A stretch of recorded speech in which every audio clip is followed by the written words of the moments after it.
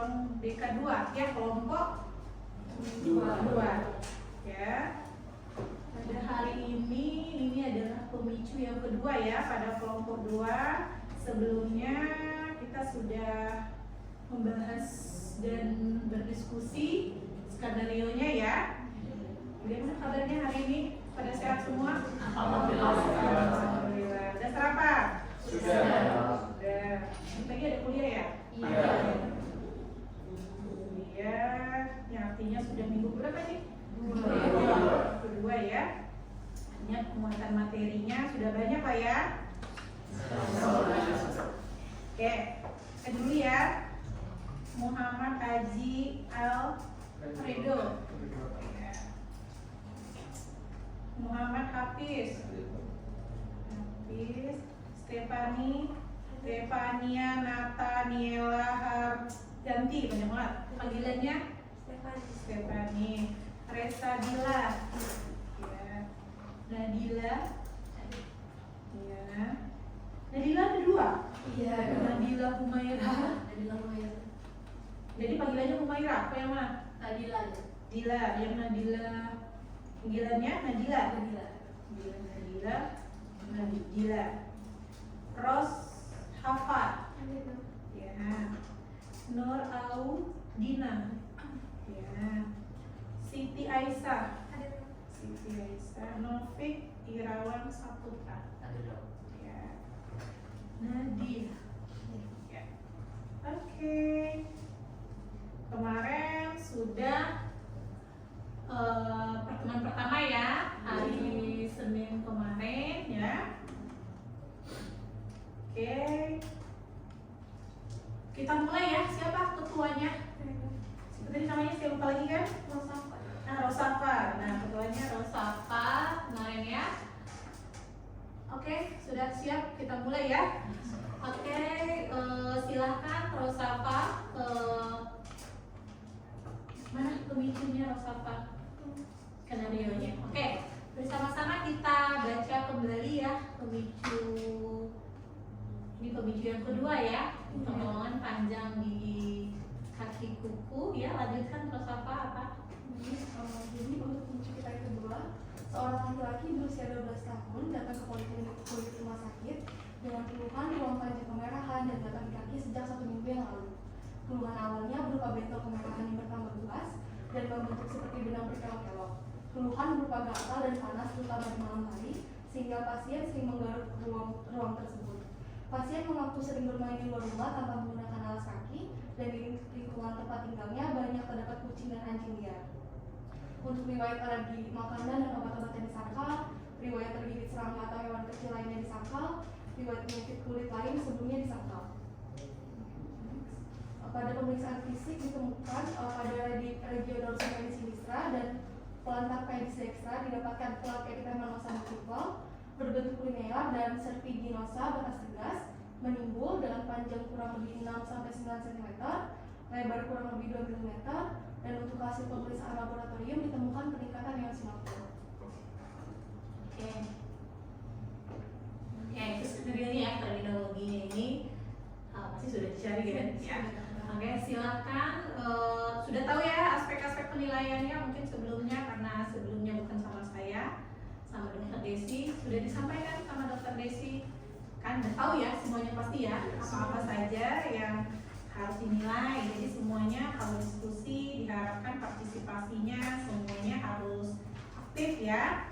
Dan pada pertemuan yang kedua ya, ini artinya ya kemarin sudah dicari pertanyaannya kan, dan pertanyaan dan jawabannya juga sudah dicari. Silakan saya serahkan kepada Rosafa untuk melanjutkan diskusinya. Silakan. Baik, untuk pertemuan diskusi kelompok pada hari ini mungkin kita akan membahas pertanyaan jaring yang sudah kita dapatkan pada diskusi kemarin. Baik, mungkin bisa kita mulai dari nomor pertama. Untuk pada presentan saya persilakan.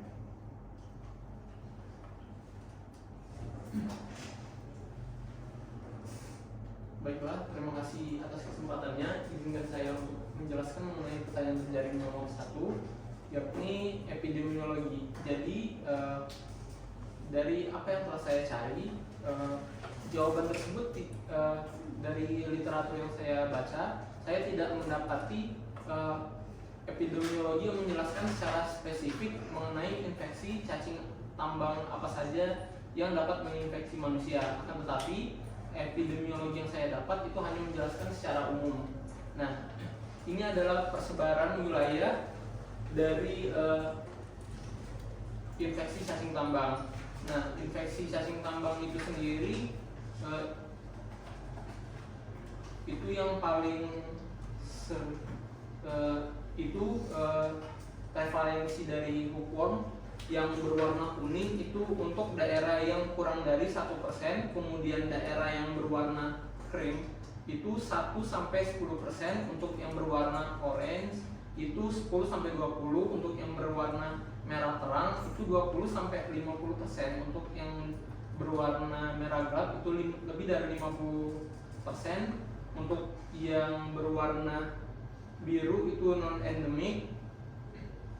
Nah, jadi untuk di daerah Indonesia itu sendiri, Indonesia mendapati daerah yang memiliki mungkin prevalensi. saya ini sedikit, mungkin yang presentasi bisa maju aja biar lebih. Maju coba jelaskan. Biar teman-temannya lebih perhatikan ya, temannya yang presentasi. Baiklah, untuk epidemiologi dari Indonesia sendiri, Indonesia mendapati daerah dengan tingkat prevalensi 1-10%, yang mana itu merupakan daerah yang tergolong relatif rendah. Kemudian mungkin bisa dilanjutkan ke slide selanjutnya. Nah, ini adalah epidemiologi dari jurnal yang berbeda, yaitu saya dapatkan dari jurnal Global Distribution of Human Hookworm Species and Difference. Kemudian, nah, di daerah ini epidemiologinya itu dari 3 wilayah. Yang pertama Asia Pasifik, Afrika, dan Amerika. Nah, untuk daerah itu sendiri, Asia Pasifik itu tergolong lebih rendah dari daerah Afrika dan Amerika. Kemudian untuk daerah dengan iklim itu sendiri, daerah tropis atau daerah tropis dibandingkan dengan daerah non tropis, infeksi banyak terjadi di daerah tropis. Kemudian untuk metode diagnostik dari cacing tambang itu sendiri, itu kebanyakan dari berbagai negara menggunakan metode PCR atau chain reaction. Kemudian untuk hookworm prevalensinya itu sendiri itu tergolong tinggi. Kemudian untuk study population, nah, jadi di antara populasi dibandingkan anak-anak dan dewasa, tingkat infeksi dari cacing tambang itu sendiri banyak didapati pada anak-anak dibandingkan dengan orang dewasa. Mungkin bisa dilanjutkan ke slide selanjutnya. Nah, kemudian untuk epidemiologi dan klinikal karakteristik dari parasit itu, yang pertama ada Ankylostoma brasiliensis, kemudian Ankylostoma canium, kemudian ada Ankylostoma duodenale dan Necator americanus. Untuk sisanya seperti Uncinaria, kemudian ada Gnatostoma dan yang lain-lain itu bukan merupakan cacing. Nah, untuk Ankylostoma itu sendiri, host spesiesnya atau inang dari cacing tambangnya itu adalah anjing dan kucing. Kemudian untuk Ankylostoma canium itu hanya anjing saja. Kemudian untuk Ankylostoma duodenale dan Necator americanus itu host atau inangnya hanya manusia saja. Kemudian untuk daerah geografik atau persebaran distribusi dari parasit cacing tambang itu, untuk Ankylostoma itu didapati pada daerah United States, kemudian di Karibia juga, kemudian ada di Amerika Selatan dan daerah Uruguay, kemudian ada di Afrika, Australia, dan Asia. Kemudian untuk Ankylostoma canium itu di daerah dengan iklim tropis, serta untuk infeksi dari Ankylostomia duodenale dan Necator americanus itu didapati pada daerah dengan iklim tropis. Nah, mungkin bisa dilanjutkan ke tahap selanjutnya. Nah, yang saya dapatkan dari CDC atau ibaratnya seperti kiblatnya untuk penyakit parasit lah. Nah, epidemiologinya itu sendiri itu tidak menjelaskan secara umum, namun dari CDC itu sendiri menjelaskan bahwa itu biasanya didapati di Afrika, kemudian Amerika Selatan, kemudian Asia, dan di daerah Karibia. Kemudian untuk tempat atau daerah yang biasanya menjadi habitat dari cacing parasit itu sendiri itu biasanya di daerah pantai, kemudian di daerah sandbox. Sandbox itu maaf ya, bukan daerah, tapi tempat di mana kucing atau anjing bisa berdefekasi secara sembarangan, yang artinya bebas berdefekasi atau tumpukan pasir lah istilahnya. Nah, jadi infeksi ini bisa sebagai infeksi jangka pendek maupun jangka panjang. Mungkin itu saja dari saya. Saya bisa kembalikan kepada Puan. Terima kasih. Baik, terima kasih kepada saudara Adi. Mungkin selanjutnya saya kembalikan.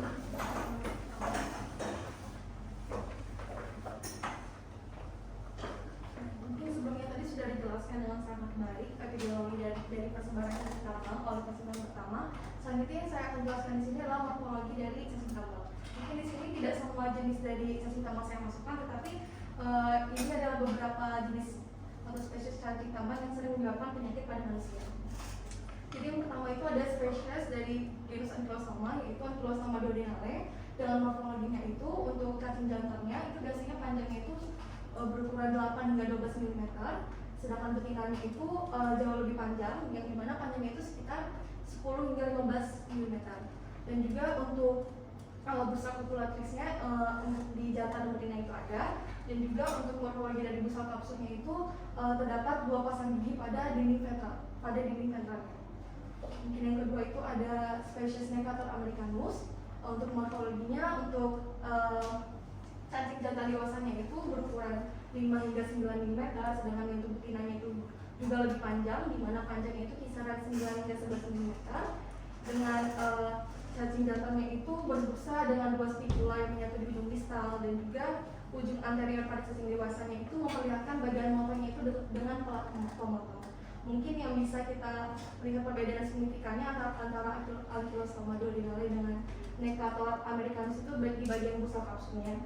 Untuk Ankylostomia duodenale itu memiliki 2 pasang gigi, sedangkan kalau Necator americanus itu lebih ke pelat pemotong, jadi bukan gigi. Mungkin bisa di next. Oh ya, mungkin saya lupa sampaikan untuk 2 spesies yang tadi itu untuk inang utamanya itu adalah manusia. Mungkin untuk next slide. Nah, ini ada 2 spesies, yang dimana 2 spesies ini adalah jika kita satu pautkan dengan pemicu kita adalah 2 spesies yang paling sering menyebabkan penyakit CLM atau CLAP atau Cutaneous lava migrans. Dan mungkin yang dari spesies yang pertama yaitu ada Ankylostomia caninu, yang dimana untuk host inangnya itu biasanya menginfeksi pada anjing. Untuk morfologinya itu biasanya cacing ini berwarna abu-abu muda dengan semburan merah, makan karena darahnya itu akan terlihat melalui kutikula. Lalu untuk panjang cacingnya, untuk kelamin betina itu lebih panjang dari jantan, di mana di kisaran 15 hingga 22 mm, sedangkan jantannya itu lebih pendek, yaitu di kisaran 12 mm, dengan bursa kopulasinya itu terlihat jelas. Jadi bursa kopulasi itu seperti sikat di ekor cacingnya itu. Jadi adapun ciri khas dari cacing Ankylostomia caninu ini adalah postur tubuhnya itu melengkung di ujung lisan dengan rongga bukanya itu lebih besar, dan juga dilengkapi oleh struktur gigi-gigi di sisinya yang bisa teman-teman lihat di gambar di sini. Untuk spesies yang keempat itu ada Ankylostomia brasiliensis, yang dimana untuk inang utamanya itu menginfeksi anjing dan kucing. Jadi biasa dari anjing dan kucing terus akan ditularkan ke manusia itu melalui defekasi atau feses. Jadi untuk morfologinya ke cacing keempat ini, yaitu cacing ini memiliki rongga bukalnya itu dengan 1 gigi tajam di bagian ventralnya. Dan untuk panjangnya, untuk yang betina itu lebih panjang dari jantan, yang dimana panjangnya itu kisaran 9 hingga 10,5 mm, sedangkan yang jantan itu ada di ukuran 7,5 sampai 8,5 mm. Terus untuk penularannya itu dikeluarkan melalui feses inang definitif seperti anjing dan kucing tadi, dan juga cacing ini biasanya ditemukan di wilayah subtropis seperti Amerika Serikat, bagian selatan, Afrika Tengah, dan juga Asia Selatan. Nah, jadi pada manusia cacing ini bisa menyebabkan CLM tadi atau bisa kita sebut creeping adoption. Bisa next slide. Untuk spesies cacing yang kelima itu ada Ankylostoma cingulanicum, yang dimana untuk inang utamanya itu ada pada anjing dan kucing. Yang dimana dengan morfologinya itu pada cacing dewasa itu terlihat memiliki sepasang gigi besar yang terlihat di bagian atas dan juga kecil di bagian bawah, terletak simetris di ujung anterior bawah bukanya. Untuk bukaan orangnya itu lebih besar dan bulat dibandingkan spesies lain seperti A. brasiliensis tadi. Jadi bukanya itu lebih terbuka, lebih besar. Dan juga untuk pada jantan dewasanya itu ditemukan bursa kopulasi yang memiliki sinar ventral, dorsal, dan juga lateral. Dan ujung dari sinar dorsalnya itu akan bercabang 3. Mungkin itu untuk gambarnya. Terus ada spesies yang keenam atau yang terakhir, yaitu ada Puncinaria stenocephala, yang dimana inang utama ini ada pada anjing dan kucing. Tetapi mungkin untuk spesies ini itu jumlah kasus yang ditemukan menginfeksi manusia itu lebih sedikit daripada dua spesies yang ada di slide sebelumnya. Untuk morfologinya ini sendiri, untuk panjang dari jenis jantan yaitu lebih pendek dari betina, yaitu di mana di ukuran 5 hingga 8,5 mm. Sedangkan untuk betina itu lebih panjang, yang dimana dengan panjang 7 hingga 12 mm. Dan juga untuk ciri khasnya itu dimana ujung anteriornya itu ditekuk dorsal menyerupai kail, dan rongga bukalnya itu besar berbentuk corong. Dan juga untuk mulutnya itu dikelilingi cakram kutikular dari kitin. Dan untuk spesies jantannya itu memiliki bursa kopulasi dengan lobus lateralnya itu berkembang baik, dan juga stikulanya itu panjang tipis untuk bereproduksi. Baik, mungkin segitu yang dapat saya sampaikan. Mungkin untuk nomor 2 bisa dijelaskan oleh pertanyaan selanjutnya pada pertanyaan kesehatan.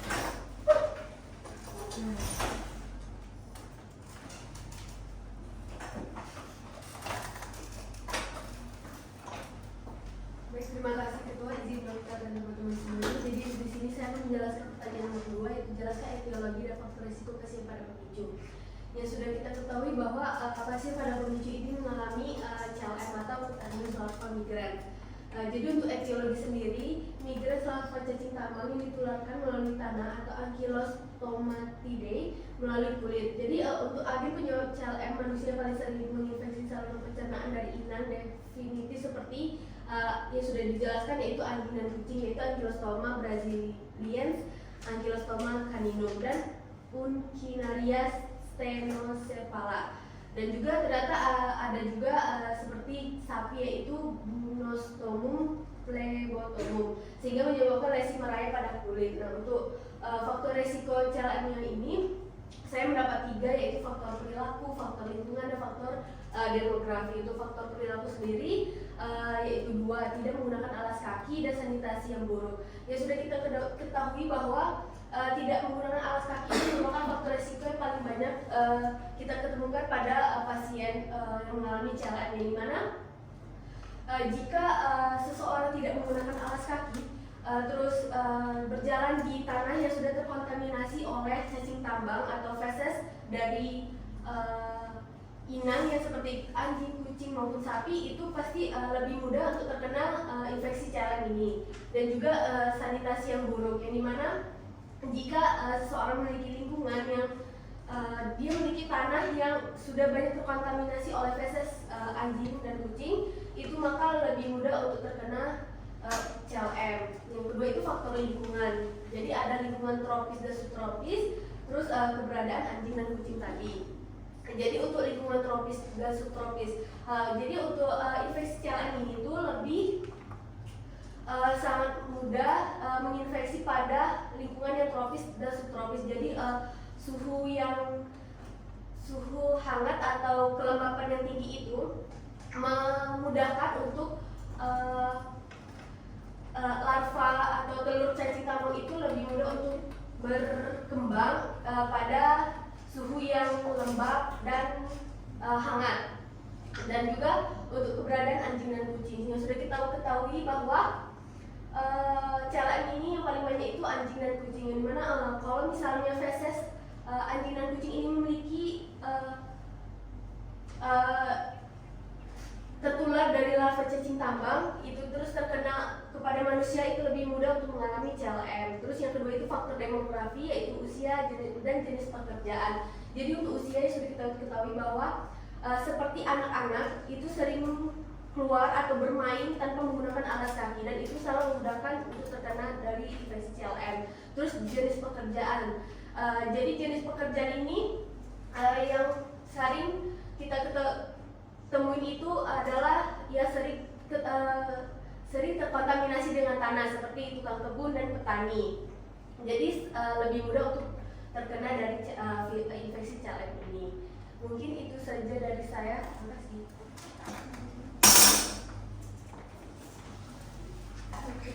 Kepada materi yang jelas, mungkin untuk jawaban berbanding pada presenter saya persilakan. Baik, terima kasih kedua atas kesempatannya. Jadi untuk etiologi dan juga faktor resiko ini mungkin sudah dijelaskan oleh presenter sebelumnya sudah dengan sangat baik. Seperti yang kita ketahui pada pemicu kali ini, pasiennya terkena CLM kutaneous larva migran, merupakan salah satu kelainan kulit yang disebabkan oleh larva cacing tambang, baik itu spesiesnya Ankylostomma brasiliensis ataupun Ankylostomma caninum. Nah, pada bagian Indonesia, pada bagian Asia, itu umumnya disebabkan oleh genangan stoma hewan seperti babi, kucing ataupun dan juga anjing. Bukan hanya di Asia, di Eropa pun terdapat datanya, namun disebabkan oleh spesies yang berbeda seperti Uncinaria stenocephala, cacing tambang yang hostnya itu dari anjing Eropa, dan juga Bunostomum plebotomum, cacing tambang yang hostnya itu sapi. Nah, CLM ini terdistribusi luas umumnya di daerah tropis seperti yang telah disampaikan epidemiologi pertanyaan sebelumnya, baik di daerah tropis, subtropis, terutama di daerah Asia Tenggara, Karibia, Afrika, Amerika Selatan, dan juga India. Next. Nah, untuk faktor risiko mungkin tidak berbeda jauh dengan yang disampaikan oleh saudari Nadila sebelumnya. Yang pertama itu adalah faktor kebersihan. Seperti yang dijelaskan sebelumnya, tidak menggunakan alas kaki saat keluar merupakan salah satu faktor kebersihan individu yang dapat menyebabkan meningkatnya kejadian CLM ini. Di mana seperti yang kita ketahui, saat kita tidak menggunakan alas kaki, entah kontaminasi apa yang terdapat pada tanah itu kita tidak tahu dapat berpenetrasi ke dalam kulit, tak menyebabkan sesuatu penyakit. Kemudian yang kedua itu dari individunya sendiri, kurangnya perawatan atau kebersihan pribadi. Selama dari luar tidak mencuci tangan atau mencuci kaki ataupun menggunakan hand sanitizer setelah memegang sesuatu dari luar. Nah, yang kemudian yang ketiga itu hewan peliharaan seperti anjing, kucing atau hewan yang lainnya itu tidak dirawat kebersihannya dengan sangat baik. Tentunya akan sangat mempengaruhi status sanitasi dari hewan tersebut, dapat mempengaruhi kesehatannya kepada orang yang memeliharanya. Kemudian dari faktor demografi, pertama itu usia. Dari jurnal yang saya dapatkan, anak-anak lebih sering terkontaminasi dibandingkan orang dewasa karena faktor kebersihan dari anak itu sendiri. Kemudian jenis kelamin, status ekonomi, dan yang terakhir itu pekerjaan. Seperti yang dijelaskan sebelumnya, pekerjaan yang melibatkan aktivitas dengan tanah ataupun hewan-hewan itu lebih tinggi beresiko dibandingkan pekerjaan yang lain seperti petani, peternak ataupun ahli kebun, seperti itu. Kemudian yang ketiga itu faktor lingkungan. Menurut data dari epidemiologi yang telah disampaikan sebelumnya, daerah terdapat pada daerah tropis dan juga subtropis itu lebih tinggi terkena daripada daerah yang lain. Kemudian terakhir adalah kualitas tanah, sebagaimana tanah itu lebih tinggi kontaminasinya oleh feses anjing ataupun kucing, dan juga ataupun hewan-hewan lain yang dapat menimbulkan penyakit CLM tersebut untuk meneruskannya kepada manusia. Mungkin itu sudah dapat saya sampaikan. Saya kembalikan kepada kedua. Terima kasih. Baik, terima kasih kepada Mas Kris. Mungkin teman-teman sudah ada pertanyaan, tapi mungkin boleh disimpan dulu pertanyaannya, nanti kita mungkin bisa lanjut ke nomor 3. Baik, mungkin untuk presenter nomor 3, silakan. Baik, terima kasih semua. Jadi di sini saya izin menggunakan monitornya. Baik, izin waktu teman-teman untuk menjelaskan pertanyaan dari nomor 3, yakni menjelaskan perubahan struktur dan jaringan penunjang yang disebabkan oleh Cutaneous migran.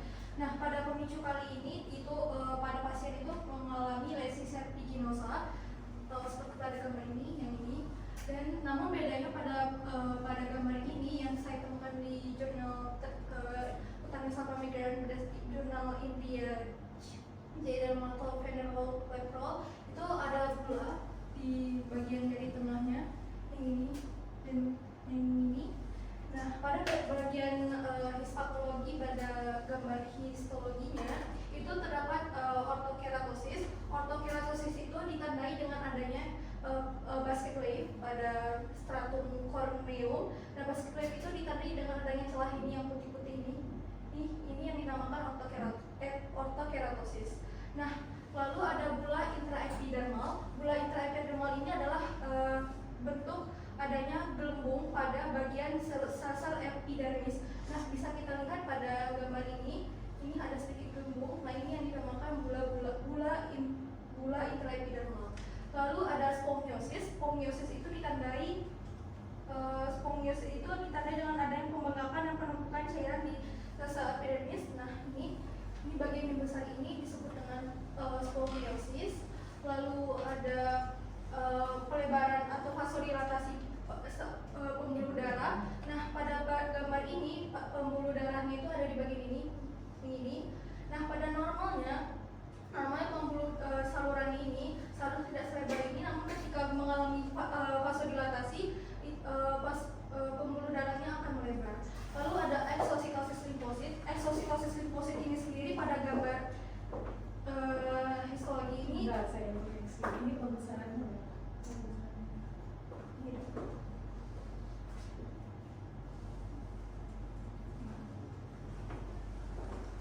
Ini ya, pembuluh darahnya tuh ya. Lanjut. Kalau terjadi keratosis di sini. Sini ya. Ini. Bawahnya.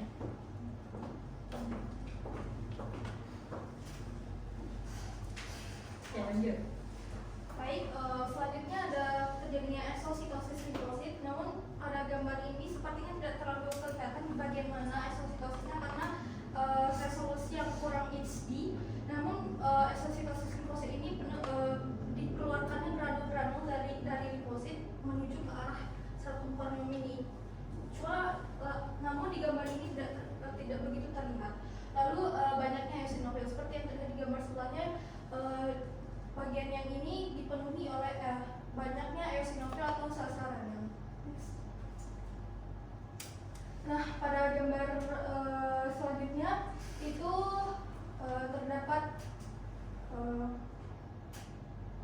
terdapat sponiosis di bagian ini, terdapat sponiosis eosinofilik. Nah, pada gambar yang dizoomkan oleh sang pembuat itu terdapat infiltrasi eosinofil juga. Di bagian ini ada eosinofil dan bagian ini juga, di mana infiltrasi eosinofil ini menandakan adanya peningkatan eosinofil seperti yang pada pemicu atau eosinofilia. Nah, seperti pada pemicu ini si pasien itu mengalami peningkatan eosinofil. Mungkin ini gambarnya kalau kecil jadi tidak begitu terlihat. Mungkin bisa teman-teman lihat dari masing-masing di bagian yang ini dan yang ini itu ada sel-sel eosinofil. Kalau ini saya tanya, kalau ada terjadi peningkatan eosinofil artinya apa?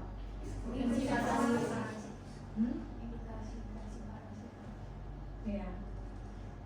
Lanjut, saya nanya aja. Jadi tahu ya, jadi terjadi peningkatan dari eosinofil artinya ada indikasi. Nah, itu ya nanti antara gejala klinisnya bisa dilihat habis itu di-combine dengan hasil pemeriksaannya. Ini kan pemeriksaan labnya ya. Oke, bagus. Next. Nah, jadi di situ nampak coba ini. Di situ tadi tampak tuh peningkatan dari eosinofil itu yang ungu itu tuh. Nah, yang di dalam itu. Nah, tapi karena ini itu tuh yang sebelah sini lebih kelihatan tuh yang dari capture. Yang di bawah. Ya itu ya. Yang di dalam bawah ini yang kotaknya deh. itu tuh eosinofilnya. Terjadi peningkatan ya, pembesaran dari eosinofilnya, artinya memang ada tanda-tanda infeksi. Next. Nah, pada jurnal selanjutnya saya temukan di jurnal India juga dan The Indian Journal. Nah, namun saya tidak bisa kepada gambar bagian A karena gambar bagian A ini lebih mirip dengan pada pemicu kita kali ini. Nah, pada gambar A itu terdapat gambaran histologinya seperti ini. Nah, yang ini seperti yang telah saya sebutkan di awal itu adalah spongiosис, di mana spongiosис ini terdiri dari sel-sel inflamasi, ada eosinofil dan neutrofil. Namun karena pembesarannya yang kurang, jadi tidak begitu terlihat. Nggak bisa pembesaran itu ya dia. Pembesaran nggak kelihatan, tetap tidak terlihat. Pemeriksaan mikroskopnya. Iya. Harusnya 40 Seharusnya 10 lebih kalau besar mau lagi, dibesar baru lagi bisa itu kan terlihat. berapa tuh 10 kali berapa tadi? 10 kali harusnya Seharusnya dia harus lebih besar lagi biar kelihatan sasarannya, namun karena pembesarannya ya, tadi kan ada yang tadi kan udah kelihatan Iya. gitu ya Shinopil. jadi kurang lebih sama seperti gambar-gambar sebelumnya. Mungkin itu saja yang bisa saya sampaikan, akan ditambahkan oleh rekan-rekan. Terima kasih. Baik, terima kasih kepada sampai di sini. Mungkin untuk pertanyaan selanjutnya saya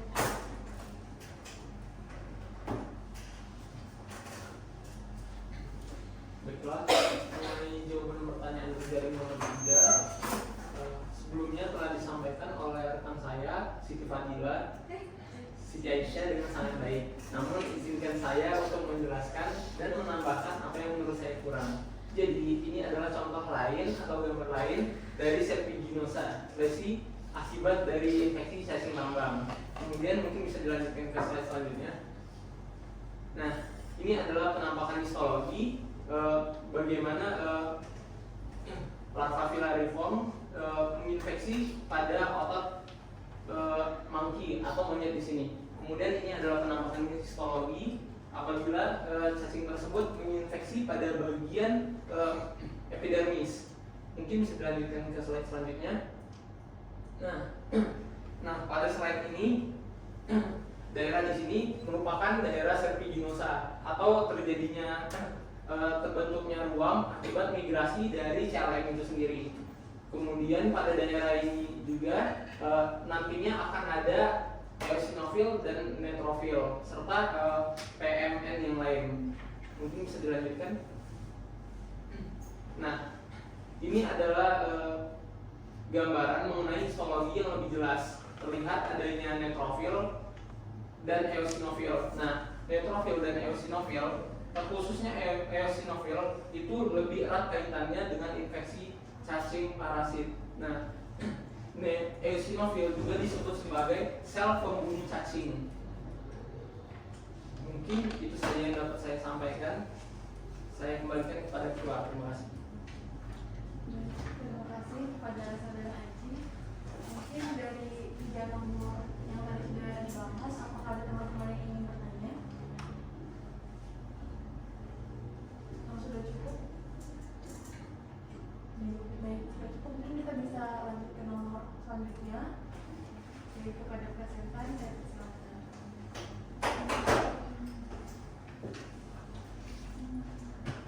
Terima kasih kedua atas kesempatannya. Jadi di sini saya akan menjelaskan pertanyaan terjaring nomor 4, yaitu jelaskan patogenesis infeksi pasien berpemicu. Nah, di mana infeksi pasien pada pemicu itu diawali dengan telur dalam tinja inang definitif, di mana tinja ini itu dikeluarkan oleh hewan berupa anjing dan kucing biasanya. Lalu telur ini akan menetas menjadi larva Rhabditiform, di mana dia menetas ini didukung oleh faktor lingkungan seperti kelembapan, suhu, dan kehangatannya. Di mana dia akan menetas menjadi larva Rhabditiform yang tidak infektif. Lalu selanjutnya pada dia akan menjadi larva pilariform ketika dia sudah mencapai 5 sampai 10 hari lalu setelah mengalami pergantian kulit 2 kali dia akan menjadi larva pilariform. Nah, ketika dia sudah menjadi larva pilariform, nanti dia akan masuk ketika masuk melalui kulit inang definitifnya atau anjing dan kucing ini masuk melalui di bawah epidermis, lalu akan dibawa ke pembuluh darah, lalu dia akan menuju jantung, lalu paru-paru, dan akan naik ke paring, lalu dia akan tertelan kembali di bawah usus halus. Nah, ketika di bawah usus halus, cacing dia akan menjadi cacing dewasa, lalu akan menempel pada usus halus. Nantinya dia akan bereproduksi, lalu akan mengeluarkan ketika inang definitifnya mengeluarkan tinja, lalu di tinjanya akan terdapat telur lagi, sehingga seterusnya begitu. Nah, kenapa pasien ini mengalami bisa terinfeksi parasit? Itu dikarenakan pasien ini ketika keluar dari rumah itu tidak menggunakan alas kaki, sehingga dia akan terinjak oleh tinja dari inang definitifnya, tinja yang dikeluarkan oleh inang definitif seperti hewan dan kucing tadi. Lalu dia akan terinjak, lalu si larva ini akan berada di bawah epidermis, sehingga dia akan mengalami manifestasi klinis, yaitu berupa benang panjang berkelok-kelok seperti itu. Nah, untuk biasanya untuk penyebab cacing tambang yang sering Topik kan panggilannya ya? iya dok. Coba menjelasnya biar temannya nggak bingung. Jangan muter-muter. Bingung nggak temannya dengarnya? Hah? Bingung nggak? Coba ceritain proses pertama gimana? Yang pertama itu itu dimulai dari telur parasit. Jadi kayak temannya. Telur parasit di dalam tinja, di mana tinja ini dikeluarkan oleh inang definitif. Nah, inang definitif ini biasanya kalau yang menginfeksi parasit Cutaneous lapamigerus ini biasanya anjing dan kucing. Nah, ini inang definitifnya. Nah, coba berangkat ceritanya biar lebih gampangnya dari mana? Coba berangkatnya lebih enaknya dari mana? Coba, biar nggak bingung. Coba anjing, harusnya dari anjingnya ya. Coba kalau kamu menjelasinya mulai dari anjingnya lebih mudah dipahami nggak? Nah, baik, saya akan menjelaskan ulang. Nah, ketika hewan inang definitif, anjing dan kucing ini mengeluarkan tinja, yang dimana tinja ini di dalamnya ini terdapat telur parasit. Nah, telur parasit yang tinja yang berasal dari anjing tadi menghasilkan telur parasit. Telur parasit ini, ya gitu ngomongnya telur parasit ini. Terus? Nah, telur parasit ini nanti dia akan menetas menjadi larva Rapidiprom yang tidak infektif. Nah, kenapa dia bisa menetas? Itu karena didukung oleh faktor lingkungan tadi seperti kelembapan, kehangatan, dan suhunya. Nah, setelah dia menjadi larva Rapidiprom yang tidak infektif, dia akan menjadi larva pilariform yang infektif atau siap menginfeksi. Itu dia berubah sekitar 5 sampai 10 hari, dan setelah mengalami pergantian kulit sebanyak 2 kali, lalu dia akan menjadi larva pilariform tadi. Nah, ketika dia menjadi larva pilariform, dia akan masuk lagi ke hewan ini tadi melalui kulitnya ke lapisan di bawah epidermisnya. Ya, lalu dia akan dibawa ke pembuluh darah. Lalu dia akan menuju jantung, paru-paru, dan juga akan naik lagi ke paring, lalu dia akan tertelan kembali di bawah usus halus. Nah, ketika di usus halus ini tadi, dia akan menjadi cacing dewasa. Ketika dia menjadi cacing dewasa, dia akan menempel di tepi-tepi usus halus. Nah, sehingga ketika dia di tepi-tepi usus halus ini tadi dia akan bereproduksi, sehingga dia akan mengeluarkan, ketika inangnya ini mengeluarkan tinja, dia juga akan mengeluarkan telur parasitnya tadi, begitu. Ya, paham teman-teman ininya? Ya, lebih mudah dipahami kan daripada yang tadi muter 2 kali. Udah lewat nih unit nih 3 kali muter dari baru sampai fakultas kedokteran. Kamu muter rektorat dulu. Ya gitu ya. Jadi nanti kalau ini kan bercerita tentang patogenesis. Patogenesis ini kan mencerita sebuah alur perjalanan ya. Jadi nanti cara belajarnya coba dicari jembatan keledainya bahasanya ya, yang mudah dipahami pada saat yang pertama sih untuk Novik sendiri bisa memahami, dan itu juga bisa disampaikan ke teman-temannya. Jadi apa yang disampaikan teman-temannya juga bisa memahami. Sudah bagus? Oke, lanjut.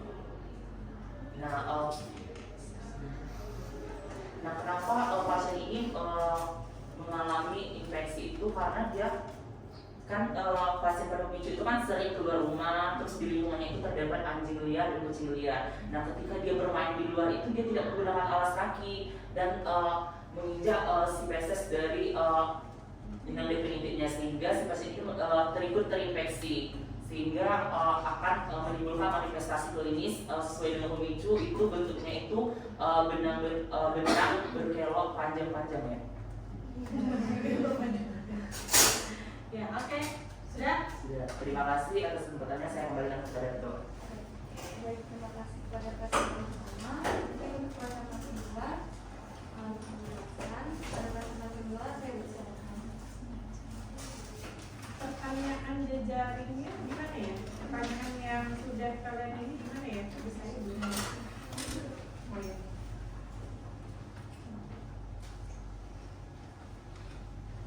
Baik, terima kasih ketua izin dokter dan teman-teman. Jadi saya ingin menyampaikan jawaban dari patogenesis. Mungkin saudara Novik tadi sudah menjelaskan bagan dari gambar.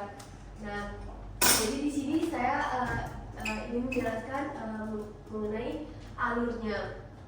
Jadi yang pertama itu telur cacing tambang dikeluarkan bersama feses hewan peliharaan seperti anjing dan kucing yang sudah dijelaskan sebelumnya tadi seperti saudara Novik. Nah, terus feses ini tadi akan mengontaminasikan tanah. Jadi telur cacing tersebut berkembang di lingkungan yang lembab, hangat seperti di daerah tropis dan subtropis. Nah, dari dia berkembang di lingkungan yang lembab dan hangat ini tadilah, maka dia akan telur itu akan berkembang menjadi larva rabditiform atau stadium yang non infektif.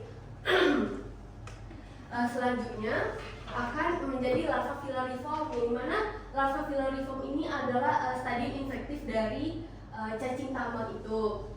Dan larva filariform ini akan penetrasi atau masuk ke dalam kulit hostnya, dan larvanya ini tetap berada di lapisan epidermis dan bermigrasi di daerah epidermis tersebut, sehingga membentuk jejak atau lesi yang tampak kemerahan dan berkelok-kelok yang bisa kita lihat gitu. Dan dari lesi yang tampak kemerahan berkelok-kelok ini, dan juga ternyata dia menimbulkan gejala gatal yang hebat dan peradangan lokal pada tempat yang terinfeksi. Dan lesi yang tadi yang tampak kemerahan berkelok-kelok ini itu biasa disebut erupsi linear serpiginous atau creeping eruption. Maka dari itulah lesi tampak menonjol itu mencerminkan jalur migrasi larva di bawah kulit sehingga membentuk terowongan. Mungkin itu saja penjelasan dari saya. Terima kasih. Terima kasih kepada presenter. Mungkin untuk menjawab ini kepada presenter saya persilakan. Terima kasih ketua atas kesempatannya. Jadi saya ingin menjelaskan patofisiologi. Cara ini mungkin ada sedikit beberapa hal yang sama dengan patogenesis yang telah disampaikan oleh presenter sebelumnya. Sama pada ujung itu bisa dilihat telur cacing ini dikeluarkan bersamaan dengan feses khasnya itu, entah itu cacing, entah itu kucing, anjing ataupun babi, tergantung dari khasnya. Kemudian menetas atau hatchet menjadi larva rabditiform, di mana larva rabditiform ini akan berkembang terus seiring dengan lingkungan sekitarnya, tergantung dari seperti disampaikan oleh saudara Novi tadi, suhu, kelembapan lingkungan tersebut. Kemudian menjadilah larva filariform. Nah, larva filariform ini merupakan stadium infektif dari cacing tambang. Nah, jika dalam konteksnya CLM yang menginfeksi manusia, larva filariform ini dapat berpenetrasi ke kulit kita, entah itu melalui luka yang ada pada kulit, terus berpenetrasi ke folikel rambut, kelenjar keringat, ataupun kulit manusia yang tidak memiliki luka sama sekali dapat dipenetrasi oleh larva filariform ini dengan cara mencerna keratin yang terdapat pada epidermis. Kemudian telah memasuki atau telah berpenetrasi ke dalam epidermis tadi, cacing ini melepaskan kutikula. Pada fase ini juga larva filariform ini tidak ada bagian mulut yang berfungsi sehingga tidak dapat mencerna ataupun menembus ke bagian lebih dalam dari epidermis ke bagian dermis ataupun menyentuh pembuluh darah, itu tidak bisa dilakukan sama sekali. Serta didukungnya larva filariform cacing ini tidak memiliki enzim kolagenase. Nah, di mana tidak adanya enzim kolagenase tidak mampu menembus dermis ke bagian bawah lagi seperti dermis, hipodermis, pembuluh darah ataupun menyentuh kelenjar limfatik yang terdapat pada tubuh kita. Jadi cacing ini tidak dapat menembus ke sampai bagian ke situnya. Nah, jadi larva ini tetap bermigrasi di epidermis itu sendiri tanpa arah dan tujuan seperti itu dengan membentuk rute serpentin. Rute serpentin itu seperti rute es yang berkelok-kelok seperti jalan di pergunungan, es yang agak tajam seperti itu.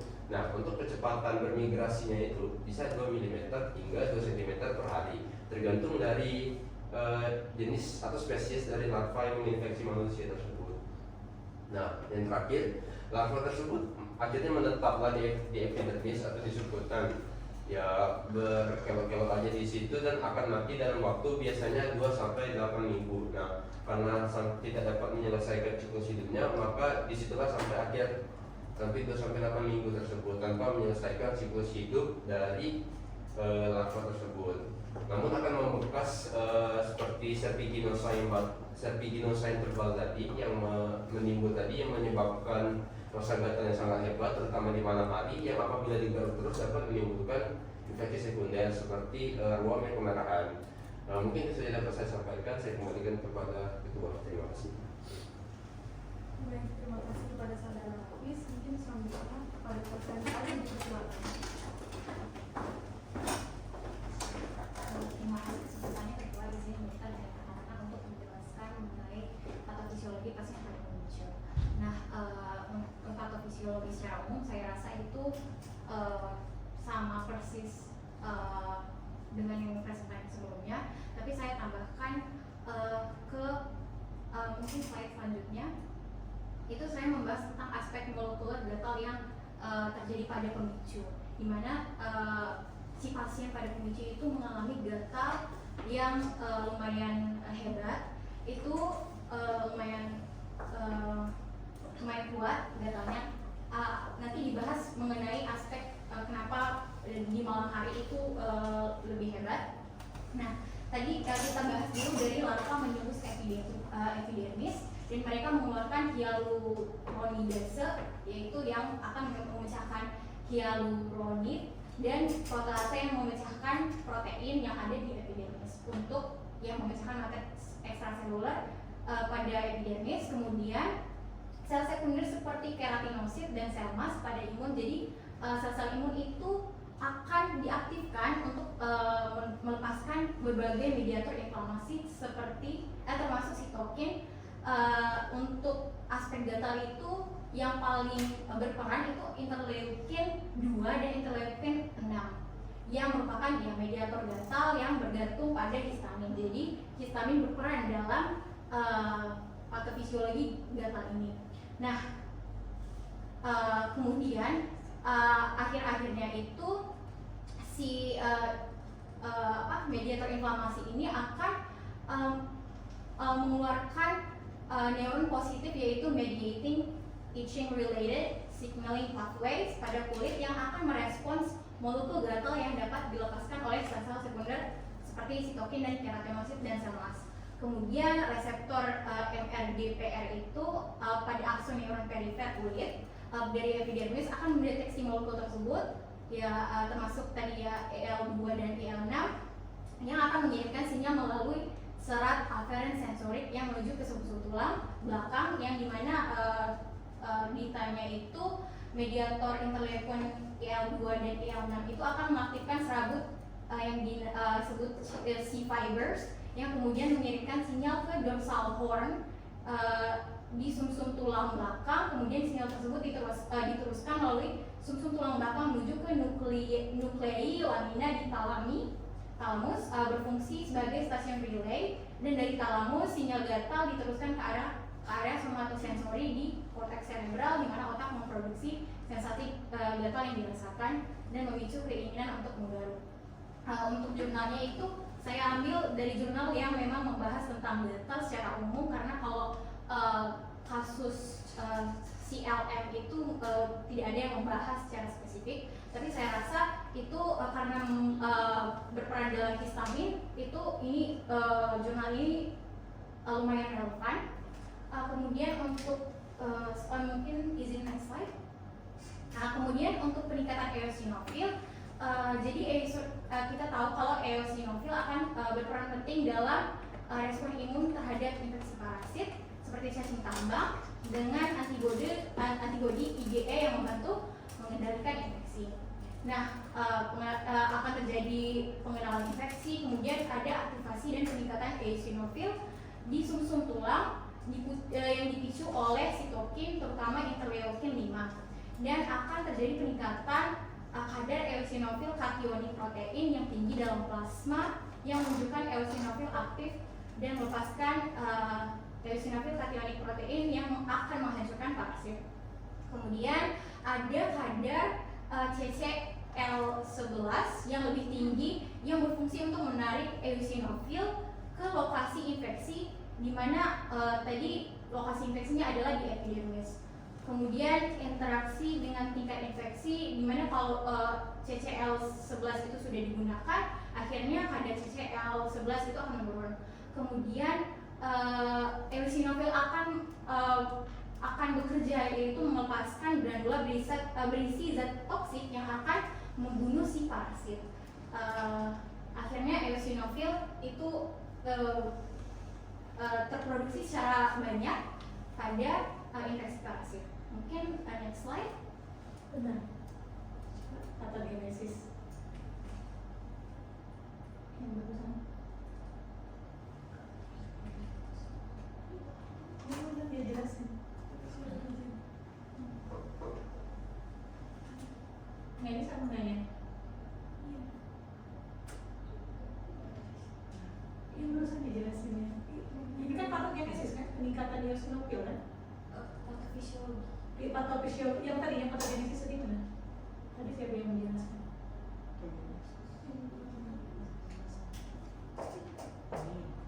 Ini yang enggak ya lanjut. Nah, nanti ini tadi patogenesisnya siapa yang menjelaskan? Hah?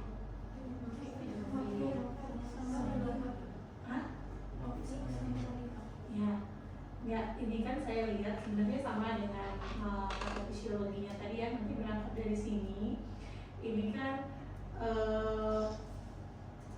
bukan lanjutan sebenarnya, nanti dibikin gambarnya, terus perkembangan larvanya seperti apa. Sebenarnya dari patogenesis, harusnya dari patofisiologinya tadi harusnya saling berhubungan kan. Nah, nanti coba diringkas seperti apa. Nah, digabungkan ya, coba next. Itu hampir sama ya ini ya. Nah, next. Nah, ini kan aspek molekuler yang terjadi di dalam itu tadi kan. Salah satunya ya ini ada kenapa gatal ya, itu kan ada pelepasan dari sitokin, interleukin dan sebagainya. Nah, kemudian dilanjutkan dengan, nah sebenarnya proses ini adalah peran dari eosinofil. Nah, ini. Nah, saya ingin menjelaskan, ini kan eosinofil tuh. Proses eosinofil ini sebenarnya terjadi di dalam mundurin lagi. Nah, di dalam sini sebenarnya. Paham saya menjelaskan? Paham kan maksudnya? Jadi nggak membingungkan. Nanti dibikin kayaknya pakai ini nggak? Referensinya apa? Ini kayaknya di buku biomolekuler ini ada di fisiologi itu. Ini dilihat lagi ya, maksudnya itu dibikin jalur pathway-nya nanti ya. Kalau kayak gini kan membingungkan kan, sebenarnya itu kan dalam aspek eosinofil tadi yang kamu jelasin itu sudah benar, tapi maksud saya nanti dimasukkan di dalam itu.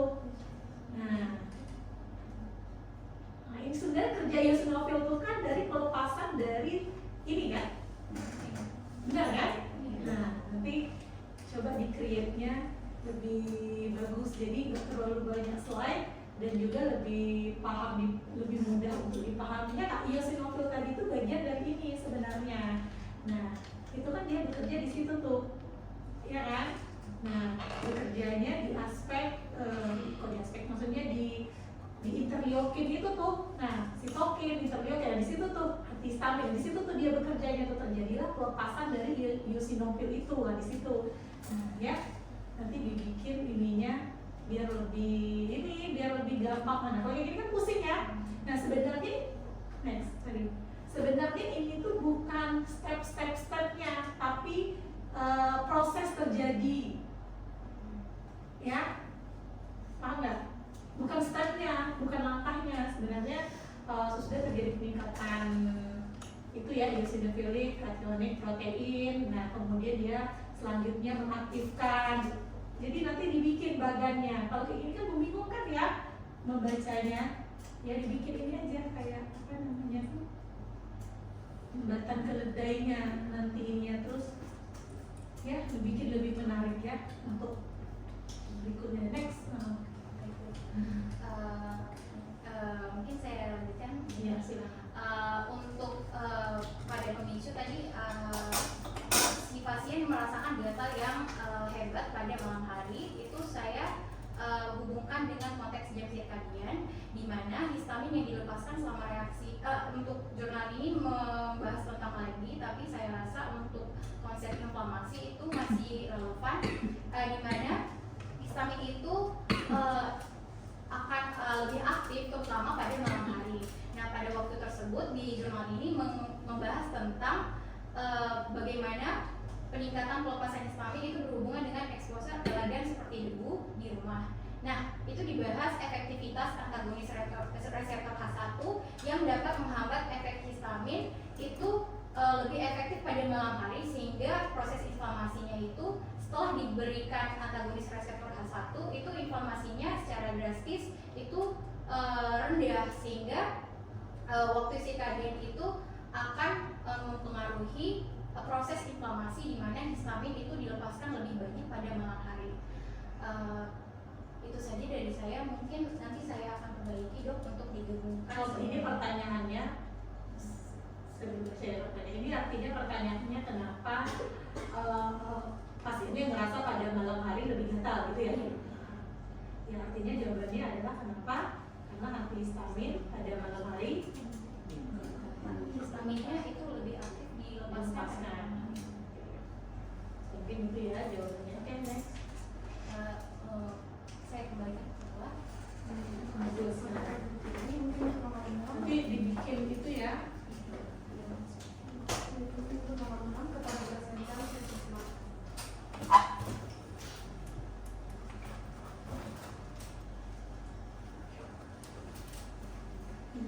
Baik, terima kasih Kak Wali. Saya akan untuk menjelaskan yaitu nomor 6, lalu diagnosis dan diagnosis bagian terhadap pasien pada pemicu, di mana berdasarkan pemicu didapatkan bahwa hasil anamnesis dan riwayat pasien pada di slide ini, di mana berdasarkan anamnesisnya memiliki keluhan pertama yaitu lompatan kemerahan dan juga gatal di kaki itu sejak 1 minggu yang lalu. Kemudian memiliki keluhan awal berupa bengkak kemerahan yang bertambah luas dan juga membentuk seperti benang berkelok-kelok, dan juga rasa gatal dan panasnya ini terjadi terutama di malam hari, sehingga pasien memiliki kebiasaan untuk menggaruk ruang tersebut. Kemudian juga berdasarkan riwayat pasien, pasien mengaku bahwa pasien ini sering bermain di luar rumah tanpa menggunakan alas kaki, di mana lingkungan di sekitar rumahnya ini terdapat banyak kucing dan juga anjing liar. Kemudian ada beberapa riwayat yang disangkal seperti riwayat alergi makanan dan obat-obatan, riwayat tergigit serangga atau hewan kecil lainnya, dan juga riwayat penyakit kulit lain sebelumnya. Kemudian berdasarkan pemicu dilakukan pemeriksaan berdasarkan pemicu itu yang pertama dilakukan pemeriksaan fisik, di mana dari hasil pemeriksaan fisik ini pada regional pedis sinistra dan juga di plantar pedis dextra ini didapatkan adanya plak erythematosa multiple dan juga berbentuk linear dan serpiginal batas tegas menimbul dengan panjang kurang lebih 6-9 cm, sedangkan lebarnya itu kurang lebih 2 mm. Kemudian berdasarkan pemeriksaan laboratorium didapatkan peningkatan eosinofil yang mana ini berkaitan dengan adanya infeksi dari parasit. Mungkin bisa next slide. Nah, berdasarkan hal tersebut dilakukan diagnosis, yaitu diagnosisnya itu adalah Cutaneous migrans atau CLM. Ini adalah gambarnya, di mana ciri-cirinya itu ada lesia hematosa dan juga dia berkelok-kelok seperti ular, dan biasanya ini larvanya ini bermigrasi maksimal 1 hari itu 2 cm seperti yang sudah disinggung oleh saudara Hafiz sebelumnya, dan juga biasanya ini ditemukan di ekstremitas bawah ataupun di bagian tangan dan berlangsung sekitar beberapa minggu hingga beberapa bulan. Mungkin bisa next slide.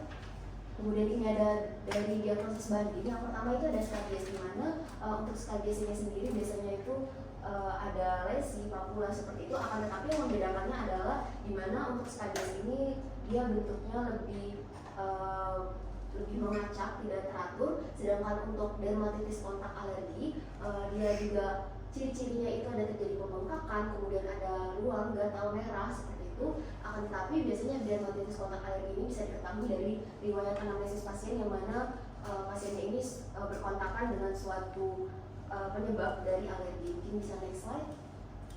Lalu ini ada dari loiasis, di mana ini terjadi karena adanya infeksi dari cacing larva.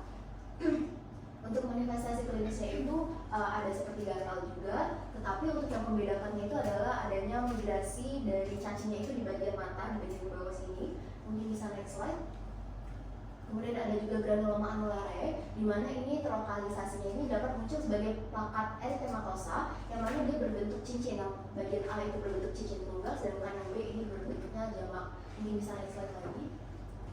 Lalu ada dari gratostoliasis, yang mana ini terjadi karena adanya dari larva cacing tambang juga, di mana dia ini ciri-cirinya lesi kulitnya gatal yang menonjol, kemerahan dan juga berkelok-kelok. Kemudian dia ini bermigrasi melalui jaringan sebutan dan juga menyebabkan pembengkakan atau ruang yang berulang, dan juga biasanya disertai dengan adanya diare ataupun anemia. Mungkin sekian yang bisa saya sampaikan, saya kembalikan kepada ketua. Ya.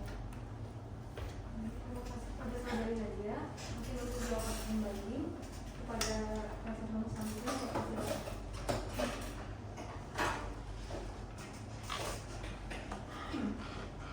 Terima kasih ketua atas kesempatannya. Jadi di sini saya akan menjelaskan penyakit jaringan benang yang juga sudah dijelaskan oleh peserta sebelumnya, sudah cukup baik. Namun kita sebelumnya untuk diagnosis dan diagnosis bandingnya itu yang pertama kita anamnesis dulu, dimana kita harus tahu terlebih dahulu keluhan utamanya, dimana keluhan utamanya itu dia datang ke poliklinik rumah sakit dengan keluhannya itu ruang panjang, kemerahan dan gatal di kaki sejak 1 minggu yang lalu. Next. Lalu dari keluhan utama kita lihat dulu riwayat penyakitnya sekarang, di mana ada onset, di mana keluhannya itu dimulai sejak 1 minggu yang lalu. Lalu lokasinya, di mana lokasinya itu pada kaki. Terus ada durasinya itu keluhan telah berlangsung selama 1 minggu. Lalu ada frekuensi, yaitu gatal dan rasa panas terutama terasa di malam hari. Lalu ada karakteristik itu awalnya berupa bentrok kemerahan yang semakin melebar dan membentuk pola seperti benang berkelok-kelok. Lalu ada faktor yang memburuk, yaitu gatal lebih terasa terutama di malam hari sehingga pasien sering menggaruk ruang tersebut. Lalu ada progresi, yaitu ruang mulai dari bentrok kemerahan yang kemudian bertambah luas dan membentuk pola berkelok-kelok. Nah, dari riwayat penyakit sekarang kita lanjut ke next. Riwayat penyakit terdahulu, di mana pasien pada pemicu ini bahwasanya riwayat alergi makanan dan obat-obatan itu disangkal, lalu riwayat tergigit serangga atau hewan kecil lainnya itu disangkal, lalu ada riwayat penyakit kulit lainnya, riwayat penyakit kulit lain sebelumnya itu juga disangkal. Setelah dari riwayat penyakit terdahulu, kita lanjut ke riwayat pengobatannya, bahwasanya pasien ini tidak ada riwayat pengobatannya. Next. Nah, dari riwayat pengobatan kita lanjut ke riwayat kebiasaan, di mana pasien ini mengaku sering bermain di luar rumah tanpa menggunakan alas kaki. dari riwayat kebiasaan kita masuk ke riwayat sosial, di mana lingkungan tempat tinggal pasien ini terdapat banyak kucing dan anjing liar. Next. Nah, setelah dilakukan anamnesis, kita lanjut ke pemeriksaan fisik, di mana yang pertama itu dilakukan pemeriksaan fisik. Nah, pada pemeriksaan fisik itu pada regio dorsopedis sinistra dan plantar pedis dextra didapatkan plak erythematosa multiple berbentuk linear dan serpiginosa batas tegas, menimbul dengan panjang kurang lebih 6-9 cm dan lebarnya itu kurang lebih 2 mm. Terus setelah dilakukan pemeriksaan fisik, kita lakukan pemeriksaan penunjang, yaitu pemeriksaan laboratorium, di mana hasil dari pemeriksaan laboratorium ini ditemukan peningkatan eosinofil. Bahwasannya ketika terjadi peningkatan eosinofil itu dicurigai adanya infeksi parasit, biasanya infeksi parasit yang berukuran besar seperti cacing. Nah, ini gambaran dari kondisi pasien. Next. Nah, berdasarkan panduan praktik klinis bagi dokter spesialis kulit dan kelamin Indonesia, bahwasannya pasien dengan lesi plak erythematosa vaskuler yang nyeri, panas dan gatal dan juga terdapat serpiginosa itu jika dia diagnosis utamanya itu Cutaneous larva migrans dan tata laksananya itu topikal. Yang pertama itu salap albendazole itu 10%, salap tiabendazole itu 10-15%, dan untuk sistemiknya itu ada albendazole 400 mg 3-7 hari, tiabendazole 50 mg per kilogram per hari selama 2-4 hari. Terus ada ipermistin itu 200 mikrogram per kilogram dosis tunggal. Lalu ada kombinasi itu beda beku dan albendazole. Jika dia tidak ada erythematosa vaskuler yang Mikrogram, itu benar mikrogram.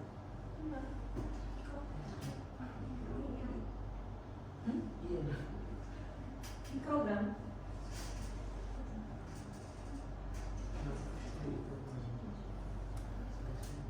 Sure.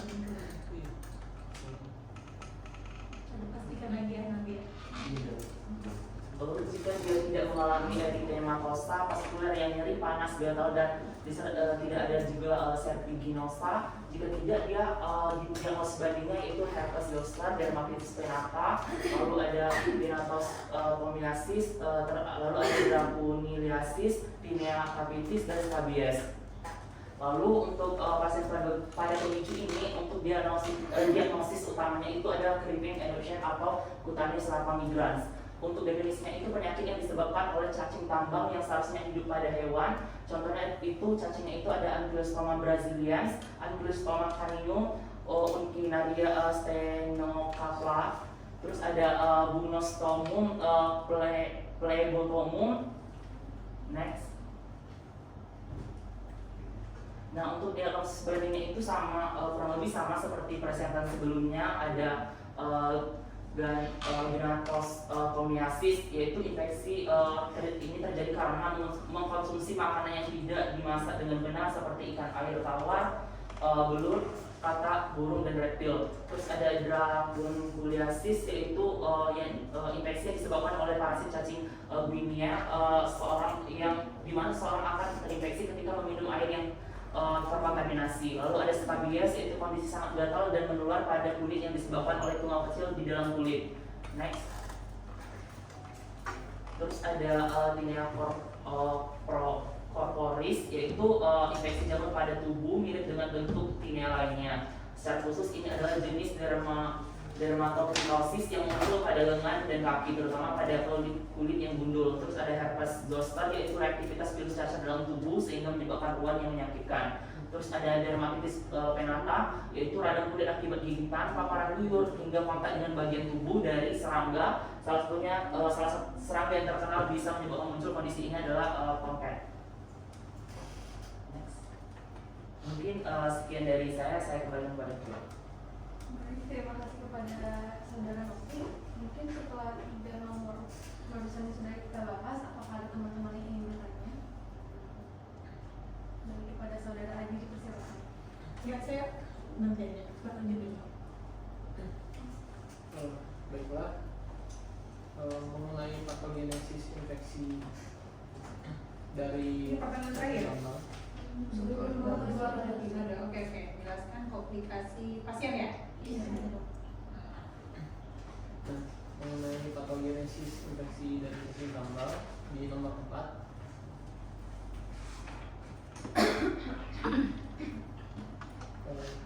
Saya izin untuk bertanya, kenapa untuk infeksi cacing tambang pada manusia itu hanya sampai pada migrasi di kulit saja, tidak sampai ke ke organ dalam seperti misalnya sampai pada saluran pencernaan. Sedangkan jika pada hewan terutama anjing dan kucing itu infeksinya sampai ke bagian saluran pencernaan begitu.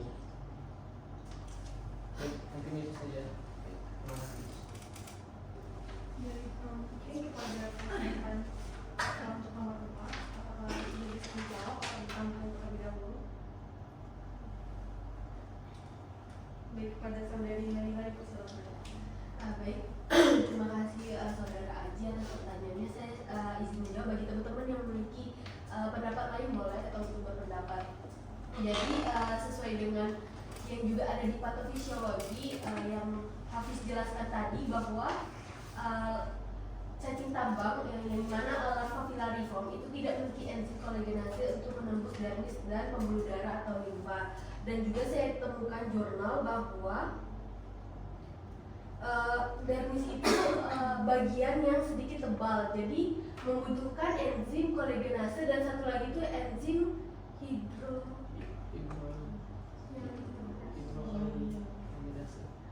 nah itu yang dimana apa itu hidrokolagenase hyaluronidase yang dimana itu membutuhkan sedikit lebih banyak untuk menembus dermis seperti itu.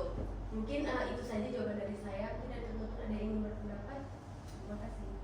Pada saudari Jelly dipersilakan. Oke, sebenarnya yang kedua, mungkin untuk secara struktural juga anjing dan kucing itu sangat berbeda dengan manusia, di mana manusia itu lebih kompleks dalam lapisannya, molekulernya juga, reaksi imunnya juga berbeda.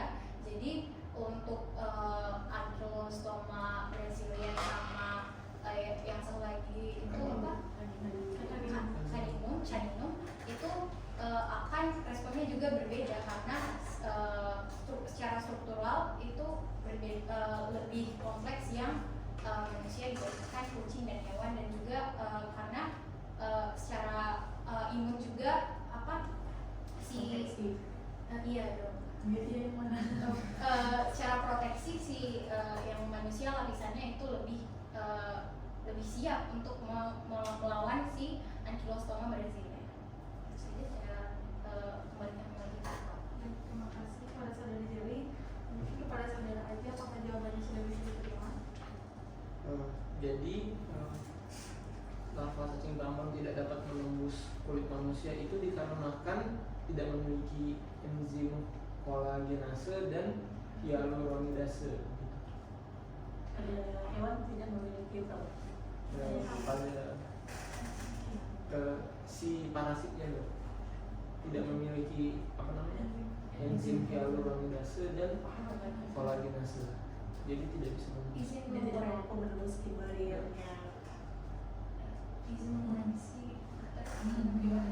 Kan tadi si Aji bilang hyaluronidase-nya nggak ada, sedangkan kalau patofisiologi saya dan juga Hafiz tadi ada, tapi di epidermis. Nah, sedangkan si Nadila tadi bilang kalau hyaluronidase itu dibutuhkan lebih banyak untuk menembus si maksudnya. Jadi jangan salah pengertian. Coba diluruskan. Jadi jangan salah pemahaman ya. Coba diluruskan lagi biar teman-teman. Jadi jangan salah pemahaman. Jadi sebenarnya hyaluronidase ini di mana sih sebenarnya, di cacingnya atau pada hospesnya? Ini pertanyaan saya. Di mana? Di cacingnya, sepakat ya? Di cacingnya. Jadi bukan di hostnya, ya itu ya, disepakati dulu. Terus, jadi kalau di kan ada dia tadi ada hyaluronidase ini. Itu kan untuk memecah si hyaluron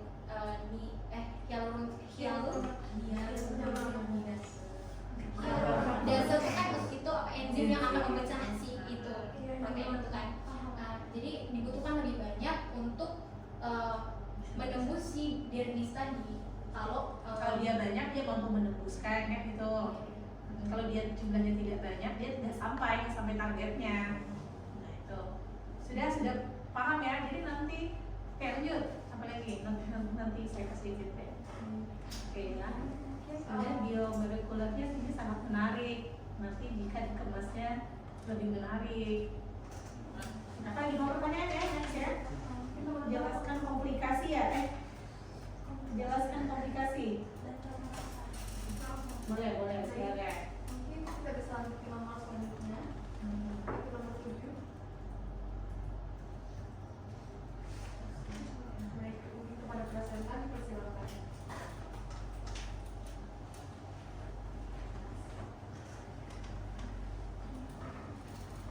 Baik, terima kasih Ketua atas kesempatannya. Di sini saya akan menjawab pertanyaan terjadi nomor 7. Jelaskan komplikasi pasien pada pemicu. Seperti yang kita tahu bahwa pada pemicu pasien mengalami CLM atau spontaneous larval migraine. Nah, di sini komplikasi yang dapat terjadi pada pasien itu yang pertama adanya infeksi bakteri sekunder. Seperti yang kita tahu bahwa pada CLM itu akan menyebabkan yang namanya rasa gatal. Di pemicu tadi juga dijelaskan bahwa pasien mengalami rasa gatal terutama pada malam hari. Nah, ketika mengalami rasa gatal, di situ terjadinya pasien menggaruk kulitnya. Nah, ketika terjadi penggarukan kulit itu, maka di situ akan yang namanya merusak lapisan kulit. Nah, kerusakan lapisan kulit ini akan menyebabkan pintu masuk bagi bakteri untuk dapat menginfeksi atau untuk dapat memperparah luka yang terbuka tersebut. Nah, kemudian adanya luka dan peradangan juga itu juga akan melemahkan sistem imun pada pasien sehingga dapat menyebabkan infeksi sekunder lainnya. Nah, yang kedua itu adanya reaksi alergi seperti yang sudah dijelaskan oleh presenter sebelumnya di patogenesis atau fisiologi, bahwa ketika larva memasuki tubuh host itu, maka tubuh kita akan menganggapnya itu sebagai benda asing, sehingga di sini tubuh kita akan melepaskan berbagai sel-sel imun. Nah, di sel-sel imun ini juga akan dilepaskan histamin.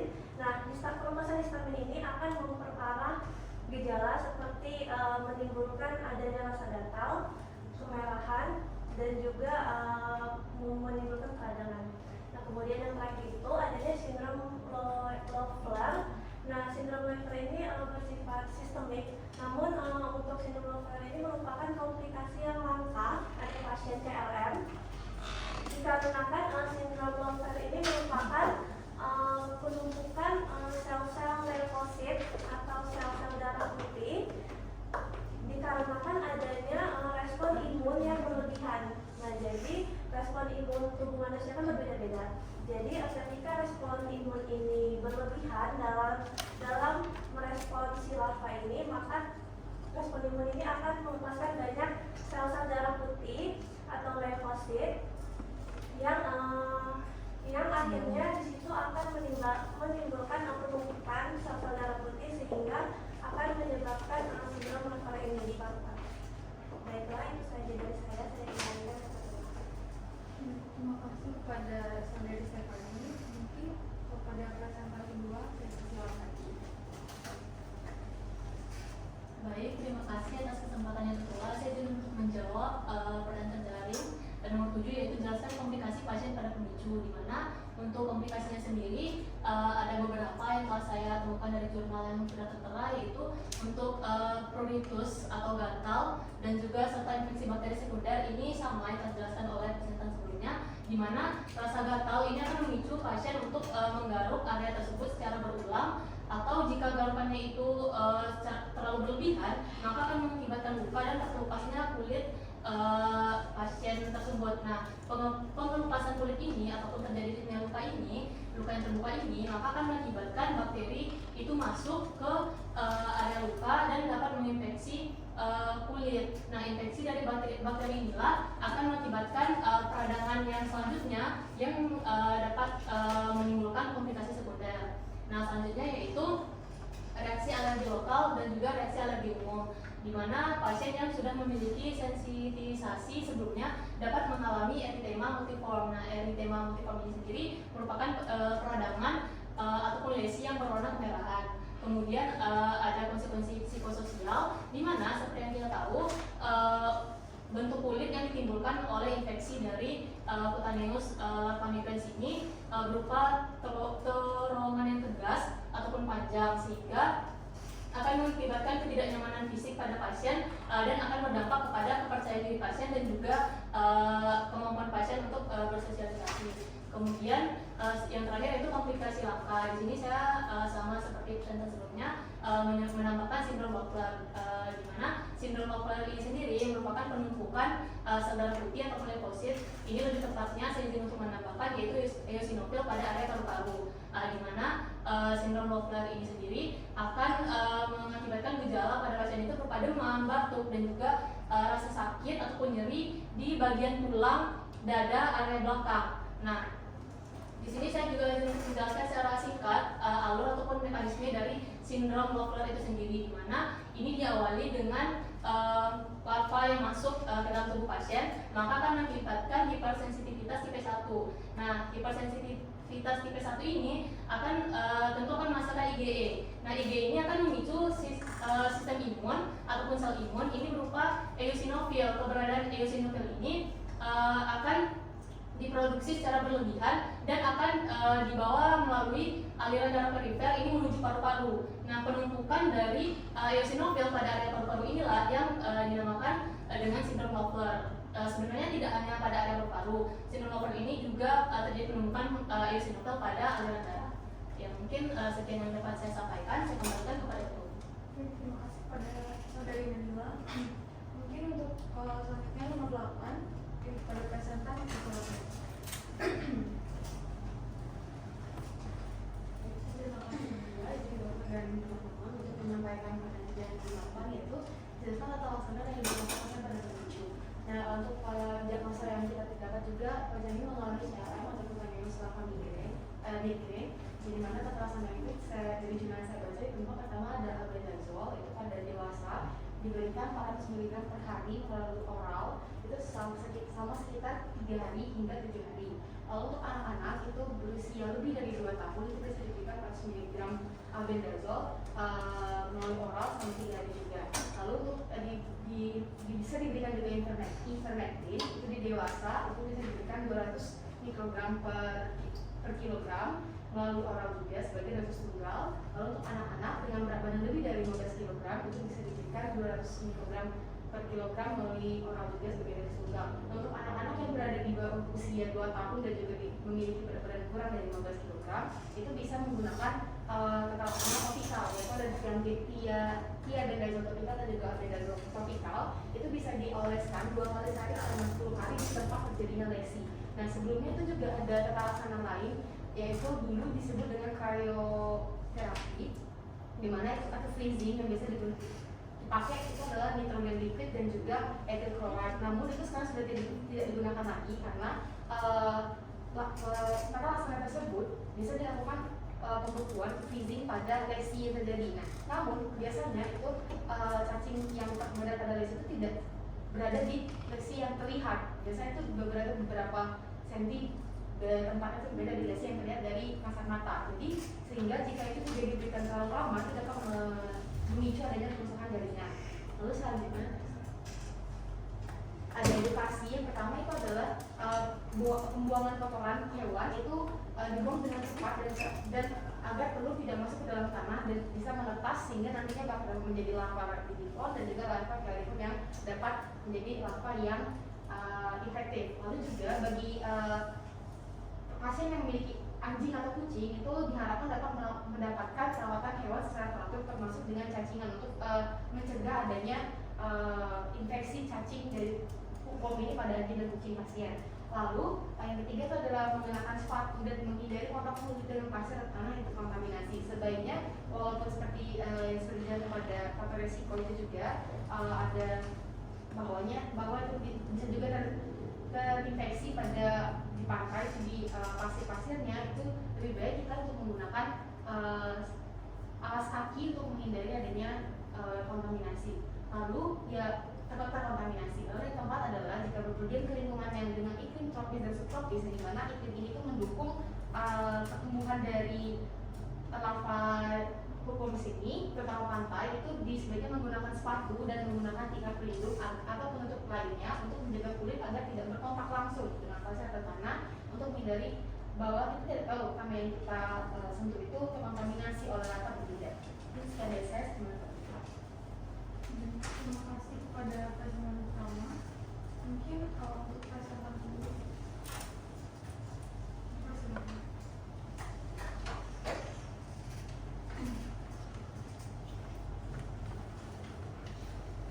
Baik, terima kasih Ketua atas kesempatannya. Di sini saya juga menjelaskan pertanyaan tentang tata laksana dan edukasi pasien pada pemicu. Sebenarnya sama seperti presentasi sebelumnya, tetapi di sini terdapat dua untuk terapi lini pertama dalam tata laksana CLM ini. Yang pertama itu ada albendazole 400 mg untuk dosis dewasa itu bisa diberikan 400 mg oral sekali sehari selama 3-7 hari. Kemudian untuk anak lebih dari umur 2 tahun itu juga menggunakan dosis 400 mg sekali sehari selama 3 hari.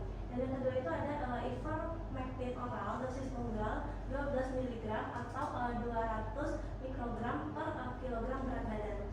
Nah untuk dosis berapa hari minum ini ivermectinnya? Kalau untuk ivermectinnya itu diminum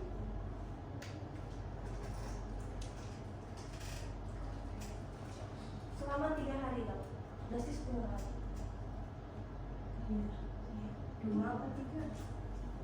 Selama 3 hari untuk dosis tunggal per oral. Selama sakit. Ini pas nggak tata laksana lini pertama ini jika sesuai case ya? Iya dok. Oke.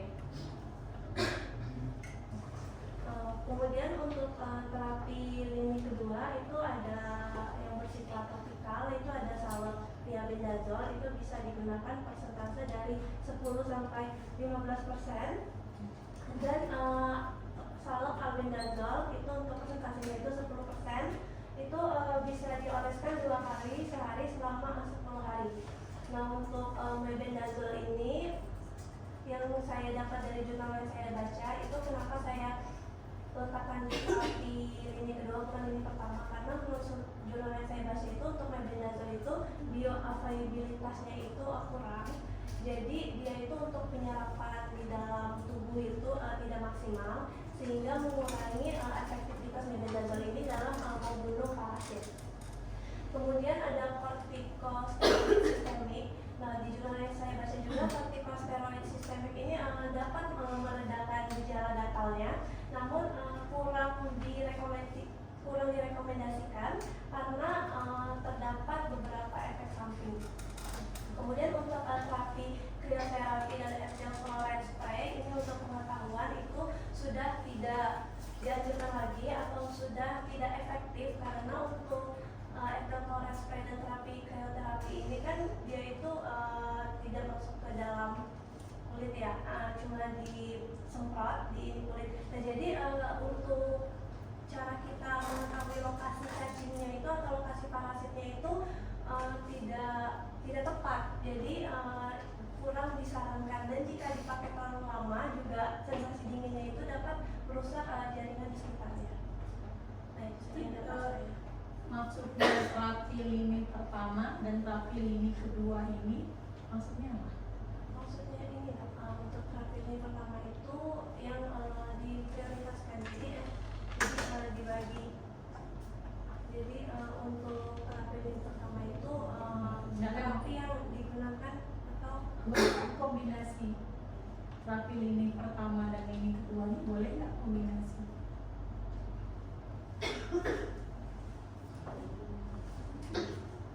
Dia bisa jawab kan? Dan nanti ya dikit break ya. Oke, next. baik, terima kasih adik-adik.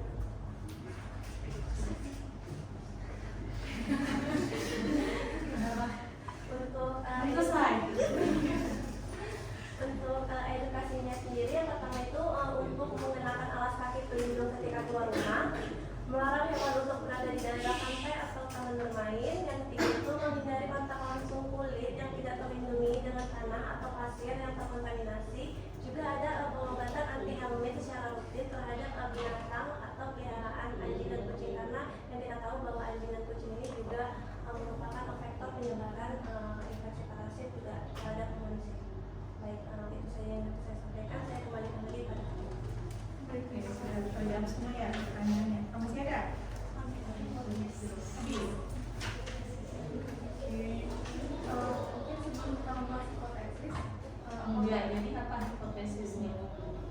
jadi hipotesis yang kita dapatkan pertama itu ada agenda seorang 800 mg adalah tata laksana yang tepat untuk pasien patologi. Mungkin kepada teman-teman ada yang ingin berpendapat untuk hipotesis kita yang pertama ini sebaiknya diterima atau ditolak. Kamu ada berapa buah hipotesis? Dua. Ada lagi, maksudnya ada lagi yang menambahkan hipotesis? Mengajukan pendapat diterima atau ditolak. Berapa? 5? Diterima atau tidak. Oh, diterima atau tidak? Oke. Tadi kan ada yang next dulu deh. Nah, terima. Jadi kepada saudari Karolina, silakan. Diterimanya kenapa? Terima kasih yang kedua, dari situ mungkin saya mengajukan beberapa hipotesis pertama yaitu mengenai agenda sekolah 89 merupakan tata laksana yang tepat pada tujuh. Namun saya tidak boleh diterima karena seperti yang dijelaskan pada pertanyaan kerja yang nomor 8 itu bahwa agenda itu pada dewasa atau pasien kita ini termasuk pada dewasa.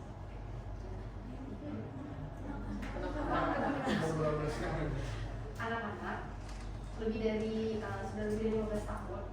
Nah, anak masih 15 tahun masih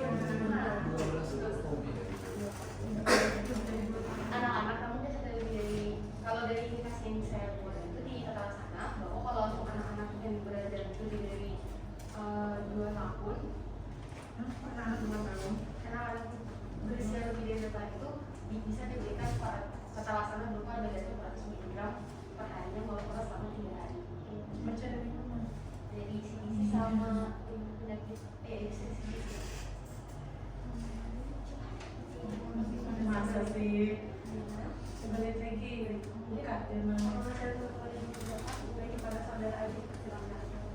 Baiklah, izin menambahkan mengenai opini dari hipotesis yang pertama. Menurut saya hipotesis yang pertama itu diterima karena menurut pertanyaan terjaring yang telah dijawab oleh saudari Stefani pada nomor 8 dijelaskan bahwa albendazole 400 mg merupakan tata laksana terapi lini pertama, yang artinya tata laksana tersebut akan tepat digunakan untuk pasien pada pemicu begitu. Baik, saya kembalikan kepada ketua. Terima kasih. Terima kasih kepada saudara Adi.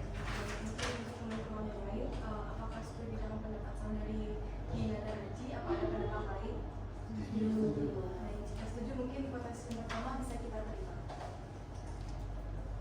Dan selanjutnya untuk hipotesis yang kedua yaitu kerusakan pada kulit pada pasien tertentu Haji ya? dapat menimbulkan komplikasi infeksi sekunder. Baik, mungkin teman-teman apakah ada yang ingin melakukan pendapat? Baik, kepada saudari Nadila dipersilakan. Baik, terima kasih ketua atas kesempatannya. Izin berpendapat, yaitu menurut saya hipotesis kedua ini dapat kita terima, di mana benar telah dijelaskan pada pertanyaan terjaring nomor 7 tadi yang menyebutkan bahwa salah satu komplikasi dari akutannya migran ini kan tadi terjadinya rasa gatal yang secara berlebihan. Nah, ketika gatal itu digaruk dan menimbulkan luka, kulit itu terkelupas, maka akan mengakibatkan masuknya bakteri melalui luka yang terbuka tersebut. Nah, masuknya bakteri ini dapat menimbulkan komplikasi yang lainnya ataupun komplikasi sekunder. Itu.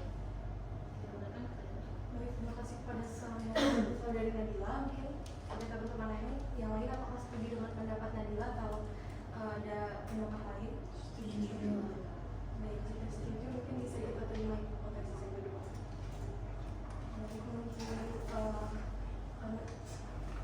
Mungkin dalam kita membahas hipotesis, mungkin bisa kita lanjutkan ke sesi berikutnya. Pada dokter dipersilakan.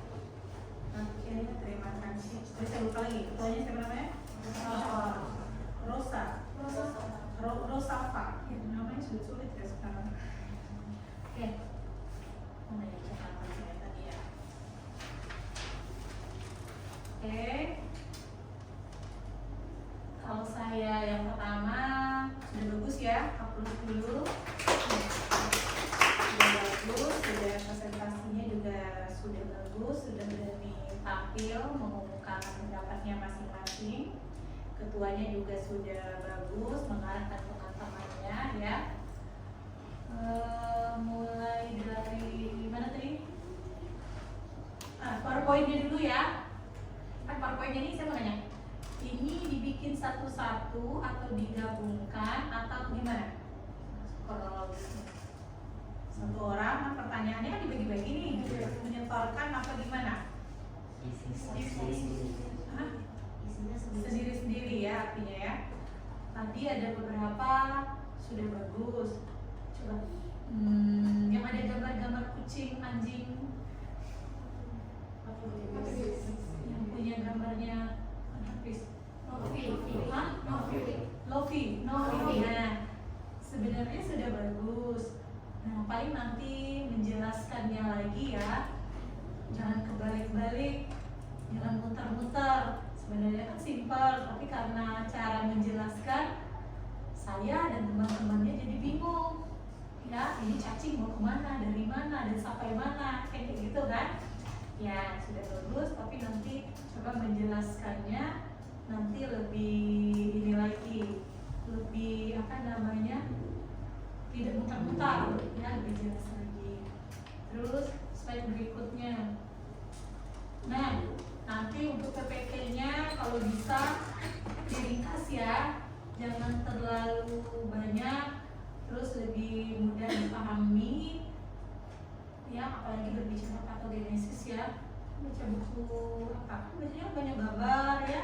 Sekarang kan juga udah menggunakan internet, dari jurnal kan banyak ya, sudah ada gambar-gambarnya, jadi nanti gambarnya yang dijelasin ya. Terus lanjut lagi yang ada patogenesis yang saya komentari. Nah ini nanti ya yang patofisiologi ini kaitkan dengan patogenesisnya.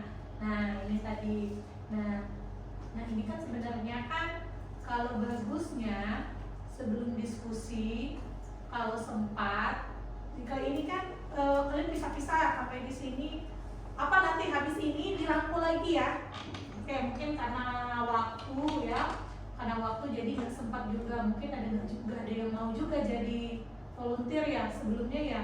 Nah tapi mau nggak mau nanti dibagi, ketua ada sekretaris. Nah dari ketua dan sekretaris habis ini ada yang jadi volunteer, tapi kan bergiliran ini. Ya kan bergiliran, ada yang nggak dapat jadi ketua dan sekretaris. Ada. Kalau enggak, ya gimana lah nanti kelompoknya, karena kelompok ini kan sampai satu modul sampai akhir kan bersama-sama. Jadi maksud saya di sini adalah biar ilmu yang saling ditransfer oleh teman-temannya. Ini kan sebenarnya teman-teman semua kan sudah mencari dari jurnal yang cukup bagus ya, karena biar kan sumbernya juga sudah cukup bagus, tapi berharapnya pertemuan kedua ini transfer knowledge-nya saling nyampai. Nah, jadi biar ini nanti PPT-nya ini sudah digabungkan jadi satu, ini jadi bahan belajar kalian habis dari ini. Nah, memang harus ada yang jadi volunteer. Nah, ini gimana caranya kelompoknya ini, jadi gak usah semua orang bikin catatan kuliah lagi masing-masing yang tentang kasus ini, kan bisa udah dapat ilmunya banyak sekali nih ya. Nah jadi berangkat dari situ nanti ya, jadi berbicara tentang patofisiologinya, patogenesisnya ya. Nah kayak gini kan sebenarnya menarik sekali nih, padahal cuma berbicara tentang antihistamin. Nah bagaimana proses terjadinya antihistamin, ada apa dengan antihistamin, apa yang dilepaskannya, di situ kan berperan ada interleukin kayak gitu ya, ada di situ kan, nah ada IL-6, ada interleukin, ada sitokin. Nah bagaimana nanti coba dibikin biar teman-temannya juga bisa membacanya lebih menarik ya, nanti dikemasnya seperti itu. Terus apa lagi tadi ya, itu tadi ya yang slide, yang berapa slide itu, 4 slide itu bisa digabungkan jadi satu ya. Terus kalau saya lihat dari pertanyaannya sudah tercapai ya target pembelajarannya. Kalau saya baca dulu. Nah, tadi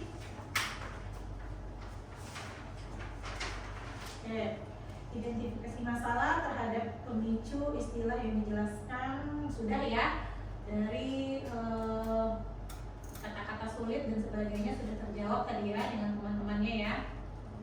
Identifikasi masalah ya, terus istilah yang tidak dimengerti tadi sudah dijelaskan, apa itu ruam, apa itu plak, apa itu ada tadi itu eosinofil ya, erythematosa ya, itu apa sih sudah dijelasin ya.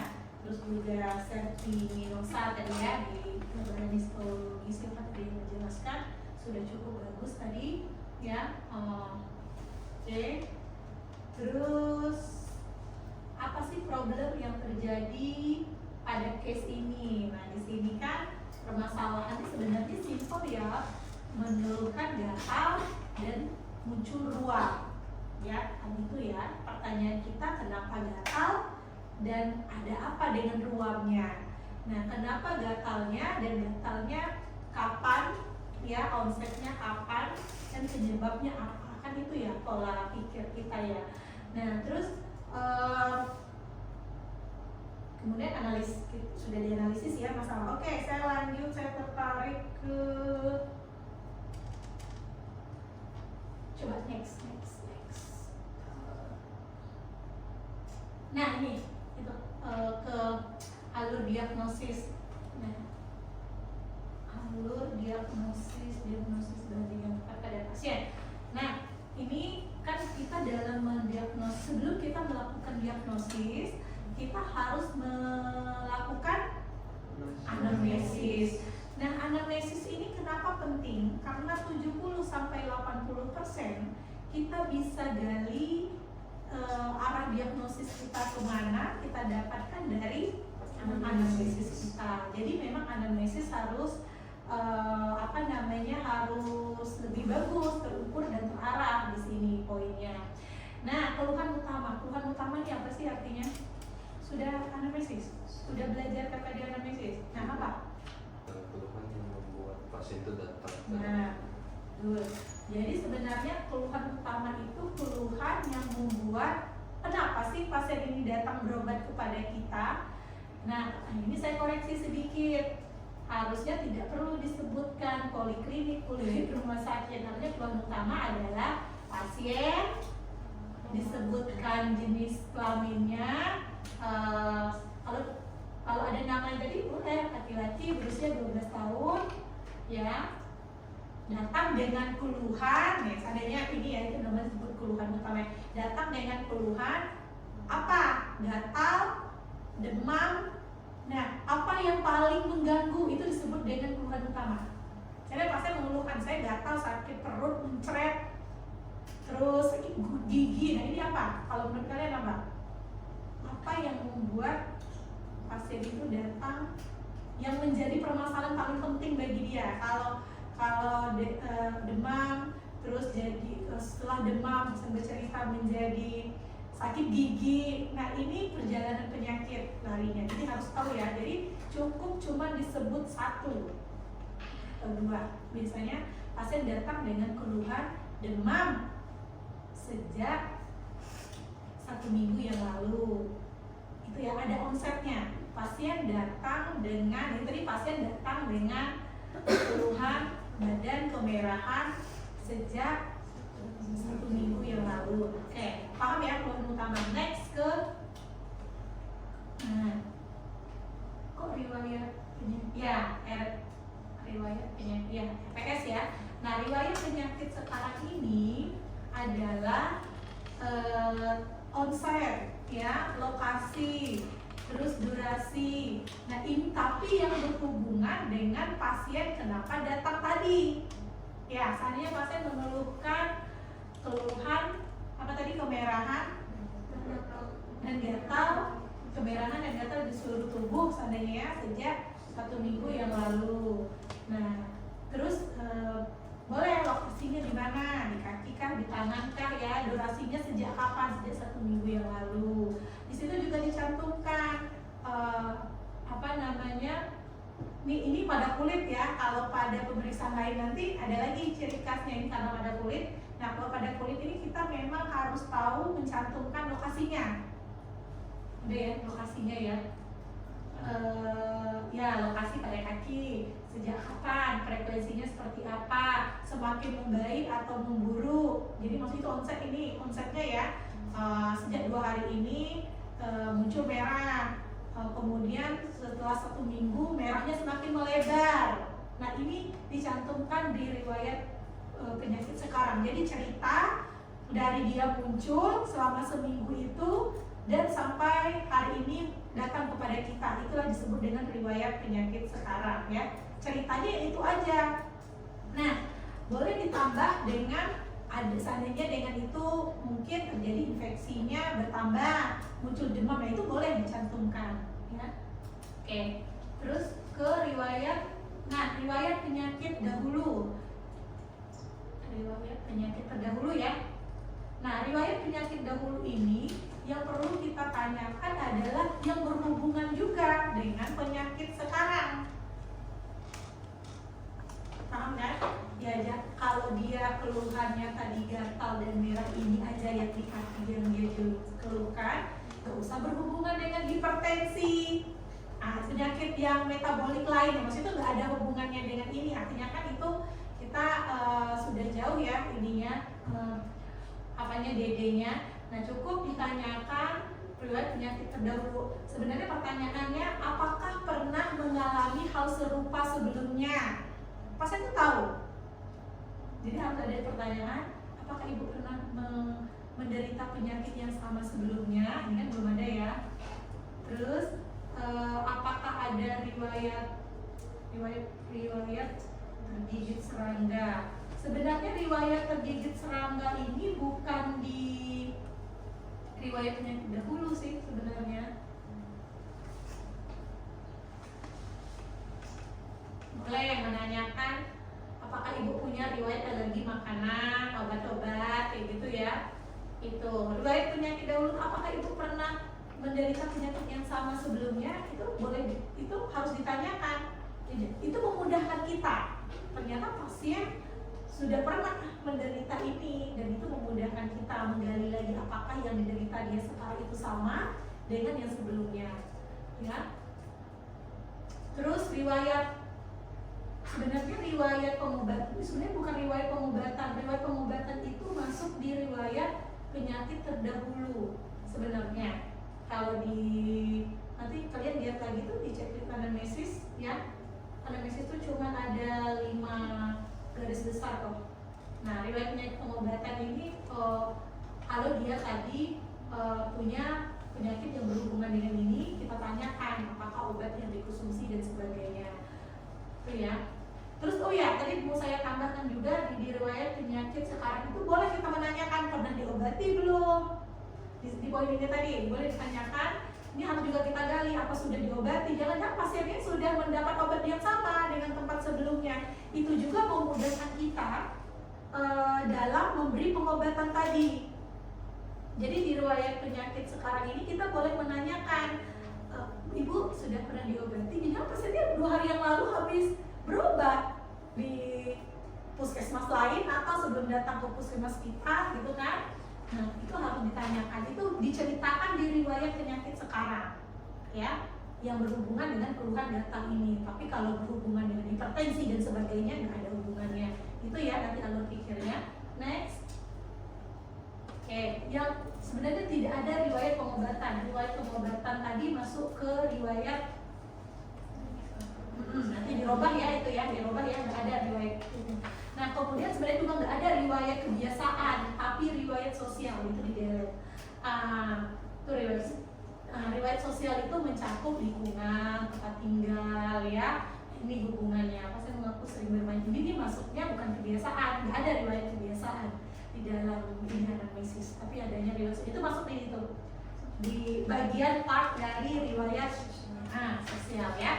Jadi nggak ada, nanti pertemuan berikutnya nggak ada lagi ya riwayat kebiasaan ya, kan nggak ada. Kan udah anamnesis kan ada formnya itu. Kalau udah KKD anamnesis ada berapa ya, nanti dilihat ya, disesuaikan terus. Nggak ada itu.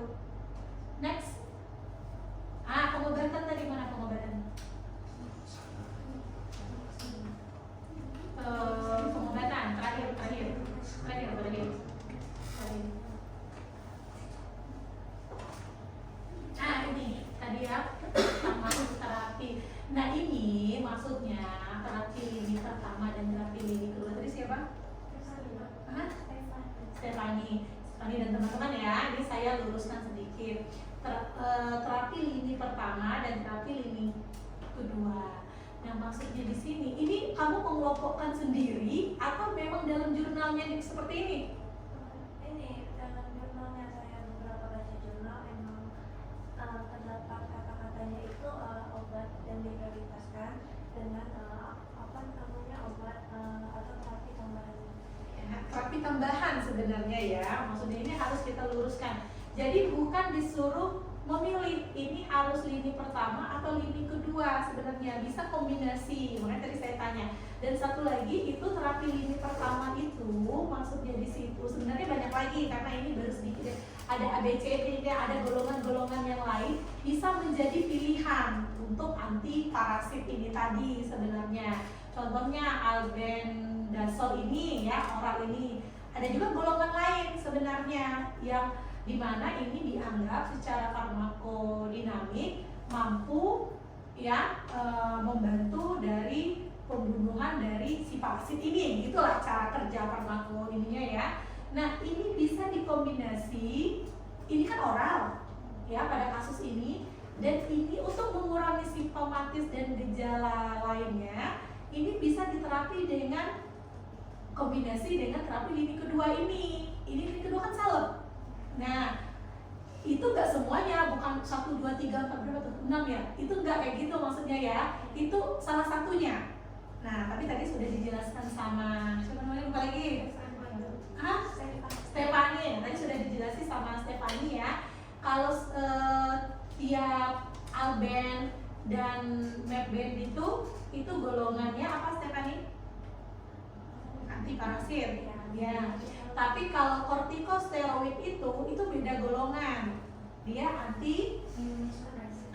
dia anti-inflamasi tetapi punya efek imunosupresan. Nah, jadi memang malah ada kombinasi sebenarnya bisa aja kita racikan, tapi kalian belum sampai ke situ ya. Maksudnya kalau pada kasus-kasus yang sering saya temui, kalau dia terjadi hematom atau terjadi proses inflamasi bisa aja diracik. Nah, tapi ini kan dia ada positif dan negatifnya tapi kalau juga dipakai dalam durasi yang lebih lama kortikosteroid ini. Tapi kalau terjadi inflamasi yang parah, boleh kita kombinasi malah itu tiap seandainya sama kortikonya apa?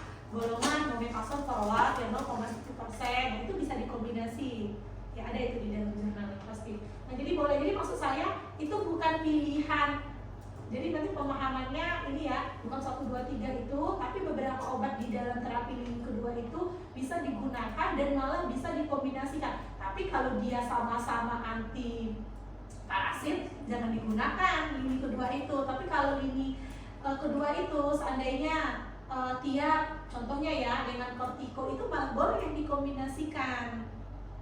Terus dikombinasikan juga dengan oral ini boleh ya, itu ya maksudnya ya.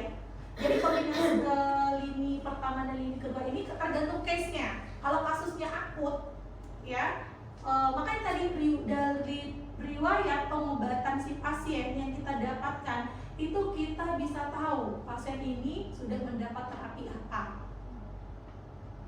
ya. Makanya betapa pentingnya anamnesis. Nah, makanya tadi anamnesisnya harus kita gali, malah di riwayat perjalanan penyakit itu perlu kita dapatkan. Oh ini riwayatnya apakah dia sudah mendapatkan pengobatan atau ternyata dia sudah dapat nih ternyata udah resisten pasiennya sudah beberapa kali. Nah ini menggali kita untuk memberi terapi berikutnya. Itu perlunya anamnesis ya, karena setiap case dan apalagi sakit kulit ini obatnya art, jadi seni cara mengobatkannya ya, agak lebih agak lebih spesifik dari penyakit yang lain. Nah itu karena bentuk UKK-nya pun juga berbeda-beda. Mungkin itu sudah bagus semua ya diskusinya ya. Nanti mungkin itu saran saya ya untuk pertemuan diskusi minggu depan ya, Senin ya, kita pertemuan lagi Nanti coba dikemas lebih menarik lagi PPT-nya. Jadi saya berharap bukan hanya untuk hari ini, tapi nanti bisa untuk bahan pelajaran berikutnya ya. Nanti juga pas koas, oh ingat di fase kulit terus ketemu dengan kasus ini. Nah jadi bisa buka lagi ya, jadi biar nggak sia-sia. Oke, mungkin itu sudah bagus semua, sudah aktif ya. Ada pertanyaan lagi nggak, atau ada yang mau diskusikan lagi? Tidak ada ya? Ya udah jam 10 ya. Itu tidak ada riwayat kebiasaan sama riwayat pengobatan itu kan termasuk ke riwayat Boleh medis digabungkan sekarang. aja nanti. Tapi kalau kami kakak desa berpresi kan itu terpisah gitu. Oh, di formnya emang terpisah sekarang? Di anamnesisnya? Sepertinya enggak lah, di checklistnya kan enggak. Itu tuh bagian deh, bukan terpisah, maksudnya gini loh. Di checklistnya tuh memang ada ya, tapi di dalam pemetaannya kayak gini tuh gak terpisah. Itu bagian. Jadi riwayat sosial, riwayat kebiasaan itu bagian dari riwayat. Jadi riwayat kebiasaan ini bagian dari sosial. Bukan sebuah alur kotak yang berbeda cara mindset berpikirnya. Kan kita harus, kan kalau anamnesis ini kan harus terarah dan terukur konsepnya. Anamnesis dulu, nggak boleh anamnesis dulu baru kamu menanya riwayat sosial ini, nggak boleh. Jadi harus anamnesis dulu, riwayat penyakit sekarang, riwayat penyakit dahulu, terus riwayat penyakit keluarga, sama status sosial. Status sosial terlibat tadi, kebiasaan tadi. Kebiasaan itu bagian dari status sosial. Paham? Nah, jadi bukan bagian 5 konteks besar tadi, tapi dia bagiannya. Termasuk di bagian paling atas kan pasti kalian disuruh sapa, salam. Nah, nggak boleh sapa salam itu taruh di pas pertanyaan status sosial. Itu loh maksudnya. Ya jangan kebalik. Ya. Oke. Ya sudah. Ada pertanyaan lagi? Sudah. Oke, sobat penjara terima kasih juga ya. Dan saya juga cukup senang bisa menambah ilmu juga nih, bisa refresh kembali ilmunya, dan kalian juga sudah sangat hebat-hebat bisa menyampaikan dengan sangat bagus. Nanti ditingkatkan lagi ya, mungkin itu saja. Kita juga sudah jam 12.15 sudah kuliah lagi ya. Oke, tetap semangat ya. Baru semester berapa? 3. Sepanjang perjuangannya, makin semangatnya. Dan itu lebih dan kurang saya mohon maaf. Tetap semangat ya, berjuang tanpa akhir. Assalamualaikum warahmatullahi wabarakatuh. Waalaikumsalam warahmatullahi wabarakatuh.